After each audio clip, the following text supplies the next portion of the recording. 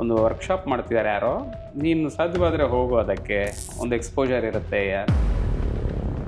ಆ ವರ್ಕ್ಶಾಪ್ ಅರ್ಧ ಆಗಿತ್ತು, ಶಂಕರ್ನಾಗ್ ಅವ್ರು ತೀರೋಗ್ತಾರೆ. ಸುರೇಶ್ ಅಂದರೆ ದೊಡ್ಡ ಹೆಸರು ಅವತ್ತಿನ ಕಾಲಕ್ಕೂ ಇವತ್ತಿಗೂ ಕೂಡ ಅಷ್ಟೇ. ಸೊ 65 ನಾಟಕ ಬರೆದು ನಿರ್ದೇಶನ ಮಾಡಿ ಸಾಕಷ್ಟು ಪ್ರಶಸ್ತಿಗಳನ್ನು ತಗೊಂಡಂಥ ವಿಶೇಷವಾದ ಪ್ರತಿಭೆ ರಾಜೇಂದ್ರ ಕಾರಂತ್. ಈ ಥರ ಒಂದು ಸಿನಿಮಾ ಬರ್ತಿದೆ ಕಿರಿಕ್ ಪಾರ್ಟಿ ಅಂತ. ಎಲ್ಲರೂ ಇಲ್ಲಿ ಕೇಳಿ ಒಂದು ನಿಮಿಷ ಸೈಲೆನ್ಸ್, ಒಂದು ನಿಮಿಷ. ಅದರದ್ದೊಂದು ಆಡಿಷನ್ ವಿಜಯ ಕಾಲೇಜಲ್ಲಿ ಇವತ್ತಿತ್ತು. ಬಟ್ ನಮ್ಗೆ ಇವತ್ತು ನಮ್ಮ ಟರ್ಮ್ ಬರಲೇ ಇಲ್ಲ. ಸುಮಾರು 500-600 ಜನ ಇದ್ದರು ಆಡಿಷನ್ಗೆ, ಹುಡುಗರು. ಹಿಂಗೆ ನೋಡ್ಬಿಟ್ಟು ವಯಸ್ಸಾದವ್ರನ್ನ ತಗೊಳ್ಳಲ್ಲ ಸರ್ ಅಂತ ಒಳಗಡೆ ಬಾಗಿಲು ತೆಕ್ಕೊಂಡು ಹೋದರೆ 3 ಜನ ಕೂತಿದ್ದಾರೆ, 1, 2, 3 ಚೇರ್ ಹಾಕೊಂಡು. ಮಧ್ಯದಲ್ಲಿ ಇವರು ಪ್ರಮೋದ್ ಶೆಟ್ಟಿ. ವಿದ್ಯಾರ್ಥಿನಿಯರೇ, ವೇದಿಕೆಯ ಮೇಲೆ ಕುಳಿತಿರ್ತಕ್ಕಂಥ ಗಣ್ಯರೇ ಇದ್ದಾರೆ. ಆ ಕ್ಯಾರೆಕ್ಟ್ರಿಗೆ, ಇನ್ನೊಂದಕ್ಕೆ ಫ್ರೆಂಡ್ಸ್ ಕ್ಯಾರೆಕ್ಟ್ರಿಗೆ ಎಲ್ಲ ಹುಡುಗರೇ sir. Hey you sir, yes which branch are you? Hey you ಅಂತ ಹೇಳ್ಬಿಟ್ಟು 6th ಬೆಂಚ್ 2nd ಬಾಯ್ ಅಂತೆಲ್ಲ ಹೇಳಿ ಆ ಸೀನ್, ಅಲ್ಲಿಂದ ಜರ್ನಿ ಸರ್ ಕಿರಿಕ್ ಪಾರ್ಟಿದು. ಅನಂತನಾಗ್ ಸರ್ ಅಥವಾ ರಂಗಣ್ಣ ಸರ್ ಯಾರೋ ಒಬ್ಬರು ಮಾತಾಡುವಾಗ, ಯಾವುದೋ ಇಂಟ್ರೂ ಅಲ್ಲ ಸೆಟ್ಟಲ್ಲ ಗೊತ್ತಿಲ್ಲ, ಕೇಳಿಸ್ಕೊಂಡಿದ್ದೆ ಈ ಮಾತು. ಅಲ್ಲಿ ಅವ್ರದ್ದು ಬೇರೆ ಅವ್ರದ್ದೊಂದು ಸ್ಟ್ರಾಟಜಿನೋ ಸಿದ್ಧಾಂತನೋ ಇದೆ. ಅಂದರೆ ನೀವು ಇಲ್ಲೇ ಮನೆ ಮಾಡಿ ಇಲ್ಲೇ ಇರಿ ಅಂತ ಒಂದಷ್ಟು ಪ್ರೊಡ್ಯೂಸರ್ಸ್ ಹೇಳೋದು. ಆ ವಿಚಾರವಾಗಿ ಹೇಳೋದಾದರೆ ನಾನು ಹೇಳೋದನ್ನ, ಅಷ್ಟು ಜನಸಂಖ್ಯೆಗೆ ಅಷ್ಟು ಜನರಲ್ಲಿ ನಾನು ಒಬ್ಬ ಅಂತ ಗುರುತಿಸ್ಕೊಳ್ಳೋದಾದರೆ ಐ ಆಮ್ ವೆರಿ ಹ್ಯಾಪಿ.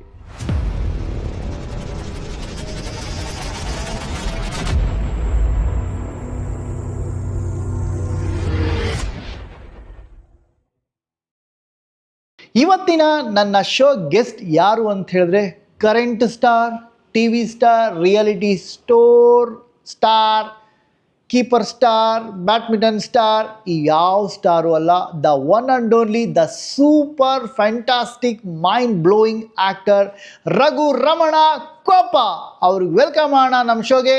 ನೀವೆಲ್ಲರೂ ಹ್ಯಾಪಿ ತಾನೆ? ರಘು ರಾಮನ ಕೊಪ್ಪ, ಕರೆಕ್ಟಾ? ನಾನೇ ತುಂಬ ಸರಿ ತಪ್ಪಾಗಿ ಸಿನಿಮಾದಲ್ಲಿ ಪ್ರೊನೌನ್ಸ್ ಮಾಡಿದ್ದೀನಿ ಸರ್, ತೊಂದರೆ ಇಲ್ಲ. ಹಂಗಾಗಿ ಸಾರಿ ಕೇಳ್ತಾ ಶುರು ಮಾಡ್ತೀನಿ. ಮೊದಲನೇದು, ಹೇಗಿದ್ದೀರಾ ಅಂತ ನಾನು ಕೇಳಲ್ಲ. ಚೆನ್ನಾಗಿದ್ದೀರಾ? ಸೊ BP ಶುಗರ್ ಎಲ್ಲ ಕರೆಕ್ಟ್ ಆಗಿದೆ? ಎಲ್ಲ ನಾರ್ಮಲ್ ಇದೆ. ಅದಕ್ಕೆ ಏನೇನು ಪ್ರಿಕಾಷನ್ ತೊಗೊತಾ ಇದ್ದೀರಾ? ನಾವು ಯೋಗ ಮಾಡ್ತಿದ್ದೀವಿ. ಓಕೆ, ಆಮೇಲೆ ವಾಕಿಂಗ್ ಇರುತ್ತೆ. ಓಕೆ, ಅದು ಊಟ ಬಿಟ್ಟರು ಯೋಗ ಬಿಡಲ್ಲ, ಆ ಥರದವ್ರು. ಓಕೆ. ಬಿಕಾಸ್ ಏನಕ್ಕೆ ಕ್ವಶನ್ ಕೇಳಿದೆ ಅಂದರೆ, ನೀವು ನಿಮ್ಮ ಬಗ್ಗೆ ಸಣ್ಣ ಇನ್ಫಾರ್ಮೇಷನ್ ಇದೆ, ಅದಕ್ಕೋಸ್ಕರ ನಾನು ಉಲ್ಟಾ ಕ್ವಶನ್ ಕೇಳಿದೆ. Okay sir, actually I think ನೀವು ಬಿಕಾಸ್ ಆಫ್ ಏನಂದರೆ, ನೀವು ಡ್ರಾಮಾ ಬ್ಯಾಕ್ಗ್ರೌಂಡ್ ಬಂದಿರೋದು, ಮತ್ತು ಶಿವಮೊಗ್ಗ ಅಂತ ನೇಚರ್ ಬ್ಯಾಕ್ಗ್ರೌಂಡಿಂದ, ತೀರ್ಥಹಳ್ಳಿ ಅಂತ ಬ್ಯಾಕ್ಗ್ರೌಂಡಿಂದ ಬಂದಿರೋದ್ರಿಂದ ಆರೋಗ್ಯಕ್ಕೆ, ಮೈಂಡ್ ಫಿಸಿಕ್ ಆರೋಗ್ಯಕ್ಕೆ ತುಂಬ ಪ್ರಾವಿನೆನ್ಸ್ ಕೊಡ್ತೀರಾ ಅಂತ ನನ್ನ ಅನುಭವ. ಯಾಕೆಂದರೆ ಆ ಮಲೆನಾಡು ಜಾಗದಿಂದ ಬಂದವರಿಗೆ ಅದು ಬೈ ಬ್ಲಡ್ಡಲ್ಲೇ ಇಂಜೆಕ್ಟ್ ಆಗಿರುತ್ತೆ ಅಂತ ನನ್ನ ಫೀಲು. ಫುಡ್ಡಲ್ಲೂ ನೀವು ತುಂಬ ಕಂಟ್ರೋಲ್ ಆಗಿರ್ತೀರಾ ಅಂತ ನನ್ನ ಭಾವನೆ ಸರ್. ಅದಕ್ಕೆ ನಾನು ಉಲ್ಟಾ ಕ್ವಶನ್ ಕೇಳಿದೆ, ತಪ್ಪು ತಿಳ್ಕೊಬೇಡಿ. ಓಕೆ ಸರ್, ಈಗ ಈ ರಾಮನ ಕೊಪ್ಪದಿಂದ ಯಾಕೆ ನಿಮ್ಮನ್ನು ಬೆಂಗಳೂರಿಗೆ ಓಡಿಸಿದ್ರು ಜನ ಅಲ್ಲಿಂದ? ಓಡಿಸಿಲ್ಲ. ರಾಮನಕೊಪ್ಪ ನಾನು ಹುಟ್ಟಿದೂರು, ಅಂದರೆ ಅದು ತೀರ್ಥಹಳ್ಳಿ ತಾಲೂಕು, ಕಮ್ಮರಡಿ ಅಂತ ಒಂದು ಊರಿದೆ. ಅಲ್ಲೊಂದು ಸಣ್ಣ ಗ್ರಾಮ ಅನ್ಕೊಳ್ಳೋಣ. ಏನಕ್ಕೆ ಇಂಟ್ರಪ್ಟ್ ಮಾಡ್ತೀನಿ ಅಂದರೆ, ಓಡಿಸಿದ್ರು ಅಂದರೆ ನೀನು ಇಲ್ಲಿಗೆ ಅಚೀವ್ ಮಾಡೋಕ್ಕೆ ಅಲ್ಲೆಲ್ಲೋ ಜಾಗ ಇದೆ ಅಂತ ಅವರೆಲ್ಲ ಹೋಗು ಅಂತ ಕಳ್ಸಿರೋರು. ಫ್ರೆಂಡ್ಸ್ ಇದೆ, ನೀನು ಬೆಂಗಳೂರಿಗೆ ಹೋಗು ಅಂತ ನಮಗೆಲ್ಲ ಹೇಳ್ತಾ ಇದ್ರು, ಬೆಂಗಳೂರಿಗೆ ಹೋಗಿ ಉದ್ದಾರ ಆಗ್ಬಿಡ್ತೀಯಾ ಅಂತ. ಆ ಥರ ಏನಾದರೂ ಇನ್ಸಿಡೆಂಟ್ ಇತ್ತಾ ಅಂತ? ಇಲ್ಲ, ನನಗೆ ಆ್ಯಕ್ಚುಲಿ ನಾನು 7ನೇ ಕ್ಲಾಸ್ 7th ಮುಗಿದ ತಕ್ಷಣನೇ ಬೆಂಗಳೂರಿಗೆ ಬಂದಿದ್ದು. ಅಂದರೆ 84. ಓಕೆ. ನಮ್ಮ ಅಕ್ಕ ಇಲ್ಲಿದ್ದರು ಮದುವೆ ಆಗಿ, ನಮ್ಮ ಭಾವ ಇಸ್ರೋದಲ್ಲಿದ್ದರು, ಈಗಲೂ ಅಲ್ಲೇ ವರ್ಕ್ ಮಾಡ್ತಾರೆ ಅವರು. ಸೊ ಇಸ್ರೋದಲ್ಲಿದ್ದಾಗ ಅವರು ಮದುವೆ ಆಗಿ ಇಬ್ಬರೇ ಇದ್ದರು, ಗಂಡ ಹೆಂಡತಿ. ನಮ್ಮ ಅಕ್ಕ ಇವನು ಇಲ್ಲಿ ಓದಲಿ ಬೆಂಗಳೂರಲ್ಲಿ, ಹೈಸ್ಕೂಲೆಲ್ಲ ಅಂತ ಹೇಳಿ ಕರ್ಕೊಂಬಂದಿದ್ದು.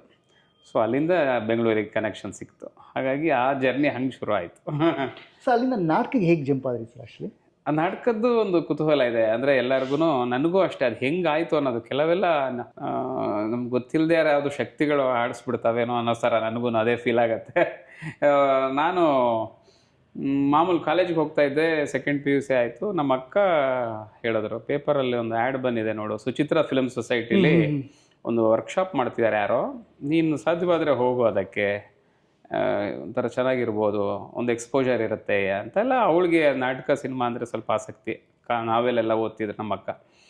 ಸೊ ಅವರು ಹೇಳಿದಾಗ ಅದನ್ನು ಓದಿ ನೋಡಿ ಸುಚಿತ್ರಾಗಿ ಹೋಗಿ ನಾನು ಸುಮ್ಮನೆ ಏನು ಎತ್ತ ಅಂತ ಕೇಳಿದಾಗ ಅಲ್ಲಿ ಈ ಥರದ್ದು ಒಂದು ವರ್ಕ್ಶಾಪ್ ಒಂದು ತಿಂಗಳಿರುತ್ತೆ. ಸೊ ಅದರಲ್ಲಿ ಬಿ ಸುರೇಶ್ ಅಂತ ಇವತ್ತಿದಾರಲ್ಲ, ಬಿ ಸುರೇಶ್ ಅವರು ಅದನ್ನು ಹ್ಯಾಂಡಲ್ ಮಾಡ್ತಿದ್ದಾರೆ. ಅಲ್ಲೊಂದು ಎಂಡ್ ಆಫ್ ದಿ ವರ್ಕ್ಶಾಪು ಒಂದು ನಾಟಕ ಮಾಡಿಸ್ತಾರೆ. ಸೊ ಇಷ್ಟು ಫೀಸ್ ಇದೆ, ಅದೇನೋ ಸಮ್ ನಾಮಿನಲ್ ಫೀಸ್ ಇಟ್ಟಿದ್ರು. ಯಾವಾಗ 89ನೇ ಇಸ್ವಿ, ಅದು ನನಗೆ ಚೆನ್ನಾಗಿ ನೆನಪಿದೆ. ಸೊ ಅಲ್ಲಿಗೆ ಹೋದಾಗ ಅದನ್ನು ನನಗೆ ಇಂಟ್ರೆಸ್ಟ್ ಬಂತು. ನಮ್ಮ ಅಕ್ಕನೂ ಸ್ವಲ್ಪ ಪುಷ್ ಮಾಡಿದ್ರು, ಸೇರ್ಕೊಂಡ್ಬಿಟ್ಟೆ ಆ ವರ್ಕ್ಶಾಪ್ಗೆ.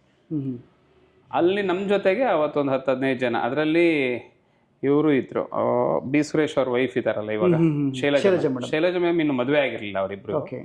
ಸೊ ಅವರು ಅಲಕಾನಂದ ಅಂತ ಆ್ಯಕ್ಟ್ರು ಹೈಟ್ ಇದ್ದಾರಲ್ಲ ಅವರು, ಇನ್ನೊಂದು ಸುಮಾರು ಜನ ನಟರು, ನಾನು ಒಬ್ಬ. ಸೊ ಹಿಂಗಾಗಿ ವರ್ಕ್ಶಾಪ್ ಎಲ್ಲ ಆಗಿ ಬಿ ಸುರೇಶ್ ಅವರು ಮ್ಯಾಕ್ಬೆತ್ ಅಂತ ಒಂದು ಶೇಕ್ಸ್ಪಿಯರ್ದು ಒಂದು ನಾಟಕ ಅನಿಸುತ್ತೆ, ಅದನ್ನು ನಮಗೆ ನಾಟಕ ರಿಹರ್ಸಲ್ ಶುರು ಮಾಡಿದ್ರು. ಆ ವರ್ಕ್ಶಾಪ್ ಕೊನೆಯಲ್ಲಿ ನಾಟಕ ಆಡಬೇಕು, ನನಗೂ ಒಂದು ಕ್ಯಾರೆಕ್ಟ್ರ್ ಕೊಟ್ಟರು. ಅದು ಫಸ್ಟು ಜರ್ನಿ ನನ್ನ ಶುರು, ಹೇಗೆ ಶುರು ಆಯಿತು ನಾವು. ಆವಾಗ ವರ್ಕ್ಶಾಪ್ ಅರ್ಧ ಆಗಿತ್ತು, ಶಂಕರ್ನಾಗ್ ಅವ್ರು ತೀರೋಗ್ತಾರೆ. ಓಕೆ, ತುಂಬ ಇಂಟ್ರೋಲ್ ಹೇಳಿದ್ದೀನಿ ನಾನು ಇದನ್ನು. ಸೊ ಅಲ್ಲಿಗೆ ಒಂದಷ್ಟು ದಿನ ಸ್ಟಾಪ್ ಆಗುತ್ತೆ, ಬ್ರೇಕ್ ಆಗಿ ಮತ್ತು ಬೆಳಗ್ಗೆನೇ ನ್ಯೂಸ್ ಕೊಡ್ತಾರೆ. ನಮ್ಗೆ ರಿಹರ್ಸಲೆಲ್ಲ ಯೂಶ್ವಲಿ ಆವಾಗೆಲ್ಲ 6 ಗಂಟೆ 6:30 ಇಟ್ಕೊಳ್ತಾಯಿದ್ರು ಸುರೇಶ್ ಅವರು, ಬೇರೆ ಬೇರೆ ಕೆಲಸಕ್ಕೆ ಹೋಗಬೇಕು ಅನ್ನೋಕ್ಕೋಸ್ಕರ. 6ರಿಂದ 8, ಈ ಕೆಲವೆಲ್ಲ ಈವ್ನಿಂಗ್ ಮಾಡ್ತಾರೆ, ಈಗಲೂ ಬೆಳಗ್ಗೆ ಮಾಡ್ತಾರೆ ರಿಹರ್ಸಲ್ಸ್ ಕೆಲವರು. ಸೊ ನಮ್ಗೆ ಬೆಳಗ್ಗೆ ಇಟ್ಕೊಂಡಿದ್ರು.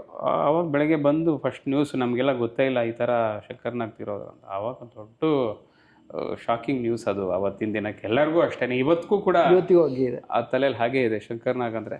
ಸೊ ಆ ನ್ಯೂಸ್ ಕೊಡ್ತಾರೆ, ಅದು ನಿಂತೋಗುತ್ತೆ. ಕೊನೆಗೆ ಮತ್ತೆ ಸುಮಾರು ದಿನ ಆದಮೇಲೆ ಮತ್ತೆ ಶುರುವಾಗಿ ನಾಟಕ ಕಂಟಿನ್ಯೂ ಆಗಿ ರಿಹರ್ಸಲ್ಸ್ ಮುಗಿದು ಶೋ ಕೊಡ್ತೀವಿ. ಅದು ಒಂದು ಪ್ಲ್ಯಾಟ್ಫಾರ್ಮ್. ನನಗೆ ಫಸ್ಟ್ ಇಂಡಿಪೆಂಡೆಂಟ್ ನೀವು ನಾಟಕ ಮಾಡಿದ್ದು ಯಾವ್ದು ಸರ್? ನಾಟಕ ಮಾಡಿದ್ದ ಅದೇ ಫಸ್ಟ್ ನಾಟಕ ನಂದು. Okay, Macbeth. ಓಕೆ, ಇದು ಟ್ರೈನಿಂಗ್, ಅದು ವರ್ಕ್ಶಾಪ್. ಅದು ಬಿಟ್ಟರೆ ಇಂಡಿಪೆಂಡೆಂಟ್ ಆಗಿ ನಾನು ಅಲ್ಲಿಂದ ಏನಾಗುತ್ತೆ, ಈ ರಂಗಭೂಮಿ ಅನ್ನೋದೆಲ್ಲ ತಲೆಗೆ ಒಂದಷ್ಟು ಶುರು ಆಗುತ್ತೆ. ಒಂದು ತಿಂಗಳು ವರ್ಕ್ಶಾಪಲ್ಲಿ ಸಾಕಷ್ಟು ತುಂಬಿಡ್ತಾರೆ ಅವರು. ಅದು ಬಿ ಸುರೇಶ್ ಅಂದರೆ ದೊಡ್ಡ ಹೆಸರು ಅವತ್ತಿನ ಕಾಲಕ್ಕೂ ಇವತ್ತಿಗೂ ಕೂಡ ಅಷ್ಟೇ. ಆ ಬಿ ಸುರೇಶ್ ಸರ್ ತುಂಬ ನಮ್ಗೆ ಅದನ್ನು ಫೋಕಸ್ ಮಾಡಿದ್ರು, ನಮಗೆಲ್ಲ ಒಂದು ಆಸಕ್ತಿಗೆ ಮೂಡೋ ಥರ ಮಾಡಿದ್ರು. ನಮಗೆ ಇಂಟ್ರೆಸ್ಟ್ ಶುರು ಆಯಿತು. ಆಮೇಲೆ ಅಲ್ಲಿ ನಾವೆಲ್ಲ ಒಂದು ಗುಂಪಾದ್ವಿ, ಒಂದಷ್ಟು ಜನ. ಶೈಲಜಾ ಮ್ಯಾಮ್ ಇದ್ದರು, ಅಲಕಾನಂದ ಅವರು, ಇನ್ನೂ ಸುಮಾರು ಜನ ಆರ್ಟಿಸ್ಟ್ ಎಲ್ಲ. ಒಂದಷ್ಟು ಡಿಸ್ಕಷನ್ ನಡೆಯೋದು. ಆಮೇಲೆ ನಾಟಕ ಮುಗಿದ್ಮೇಲೂ ಹೇಳಿದ್ದು ನಾನು, ಆ ವರ್ಕ್ಶಾಪ್ ಎಂಡ್ ಆದಮೇಲೂ ಒಂದಷ್ಟು ಕಾಂಟ್ಯಾಕ್ಟಲ್ಲಿ ಇದ್ವಿ. ಎಲ್ಲಿ ಹೋಗಬೇಕು, ನೆಕ್ಸ್ಟ್ ಏನು, ವಾಟ್ ಈಸ್ ಇದು ರಂಗಭೂಮಿ, ಹೇಗೆ ಎತ್ತ, ಎಲ್ಲಿದೆ, ಹೇಗಿದೆ ಬೆಂಗಳೂರಲ್ಲೆಲ್ಲ ಅಂತ ಒಂದು ಸರ್ಚಿಂಗ್ ಶುರು ಆಗೋಯ್ತು. ಸೊ ಹೋಗ್ತಾ ಹೋಗ್ತಾ ಅಂತರಂಗ ಅಂತ ಒಂದು ತಂಡ, ಅಂಕಲ್ ಶ್ಯಾಮ್ ಅಂತ ಅವರು, ತುಂಬ ಜನ ಗೊತ್ತಿದ್ದಾರೆ, ತುಂಬ ವರ್ಷದಿಂದ ನಡೆಸ್ತಾ ಇದ್ದಾರೆ. ನನಗೆ ರಂಗಭೂಮಿ ಅನ್ನೋದನ್ನು ಕರೆಕ್ಟಾಗಿ ಕಲಿಸಿದ್ದೆ ಅಂಕಲ್ ಶ್ಯಾಮ್. ಓಕೆ, ಅಲ್ಲೊಂದು 13 ವರ್ಷ ಅಲ್ಲಿ ಜಾಯ್ನ್ ಆದೆ. ಯಾವಾಗ 13 ವರ್ಷ ಅಂಕಲ್ ಶ್ಯಾಮ್ ಜೊತೆ. ಓಕೆ, 89 ಇದು ಮುಗೀತು. 91 ಅಂಕಲ್ ಶ್ಯಾಮ್ ಪರಿಚಯ ಆಗ್ತಾರೆ. ಅವ್ರು ಯಾವುದೋ ಒಂದು ಸ್ಕೂಲ್ ಸಮಾರಂಭದಲ್ಲಿ ನಾನೆಲ್ಲೋ ಮೀಟ್ ಮಾಡ್ತೀನಿ. 91 ಇಂದ 2000 ತನಕ ಅಲ್ಲೇ ಇರ್ತೀರ ಆಲ್ಮೋಸ್ಟ್? ಇಲ್ಲ, 91 ಇಂದ 2004 ತನಕನೇ ನಾನು ಅದೇ ತಂಡದಲ್ಲಿದ್ದೆ, ಅಂಕಲ್ ಶ್ಯಾಮ್ ಅವ್ರ ಟ್ರೂಪಲ್ಲಿ. ಮೀನ್ ಟೈಮ್ ಬೇರೆ ಬೇರೆ ತಂಡಗಳು ಕಾಂಟ್ಯಾಕ್ಟ್ ಆಗಿದೆ, ನಾಟಕಗಳು ಮಾಡ್ಕೊಂಡು ಬಂದಿದ್ದೀವಿ. ಆದರೆ ಅಂಕಲ್ ಶ್ಯಾಮ್ ಅಂದರೆ ಅವತ್ತಿನ ಕಾಲಕ್ಕೆ ಏನಂದರೆ ಒಂದು ತಂಡದ ಜೊತೆ ನಾವು ಇದೀವಿ ಅಂದರೆ ಅಲ್ಲೇ ಇರಬೇಕಿತ್ತು. ಇವಾಗ ಹಂಗಿಲ್ಲ, ಈ ತಂಡದಲ್ಲಿರೋನು ಅಲ್ಲೂ ಮಾಡ್ತಾನೆ. ಆದರೆ ನಮ್ಮದೇ ಸುಮಾರು ಜನ ಆ್ಯಕ್ಟ್ ಮಾಡಿ ಬರ್ತಾ ಇದ್ದಾರೆ. ಅವಾಗ ಏನಿತ್ತು ಅಂದರೆ ನಂದೇ ತಂಡ, ಅದು ನಾನು ಇಲ್ಲೇ, ನಾನು ಅಂತರಂಗದವನು ಅಂತ ಹಿಂಗೆ ತೋರಿಸೋರು, ಇವ್ರು ಅಂತರಂಗದ ಹುಡುಗ ಅಂತ, ಇವನು ಇನ್ನೊಂದು ಪ್ರಯೋಗ ರಂಗದವರು ಅಥವಾ ಕಲಾಗಂಗೋತ್ರಿ ಅವರು, ಹೀಗೆ ಬೇರೆ ಬೇರೆ ತಂಡಗಳು, ಬ್ರ್ಯಾಂಡ್ ಇತ್ತು. ಈ ಹುಡುಗರೆಲ್ಲ ಅಲ್ಲಿಯವರು, ಇವರು ಇಲ್ಲಿಯವರು, ನಾವು ಅಂತರಂಗ ಹುಡುಗರು. ಆ ತಂಡದ ಹೆಸರು ಅಂತರಂಗ. ಚೆನ್ನಾಗಿದೆ.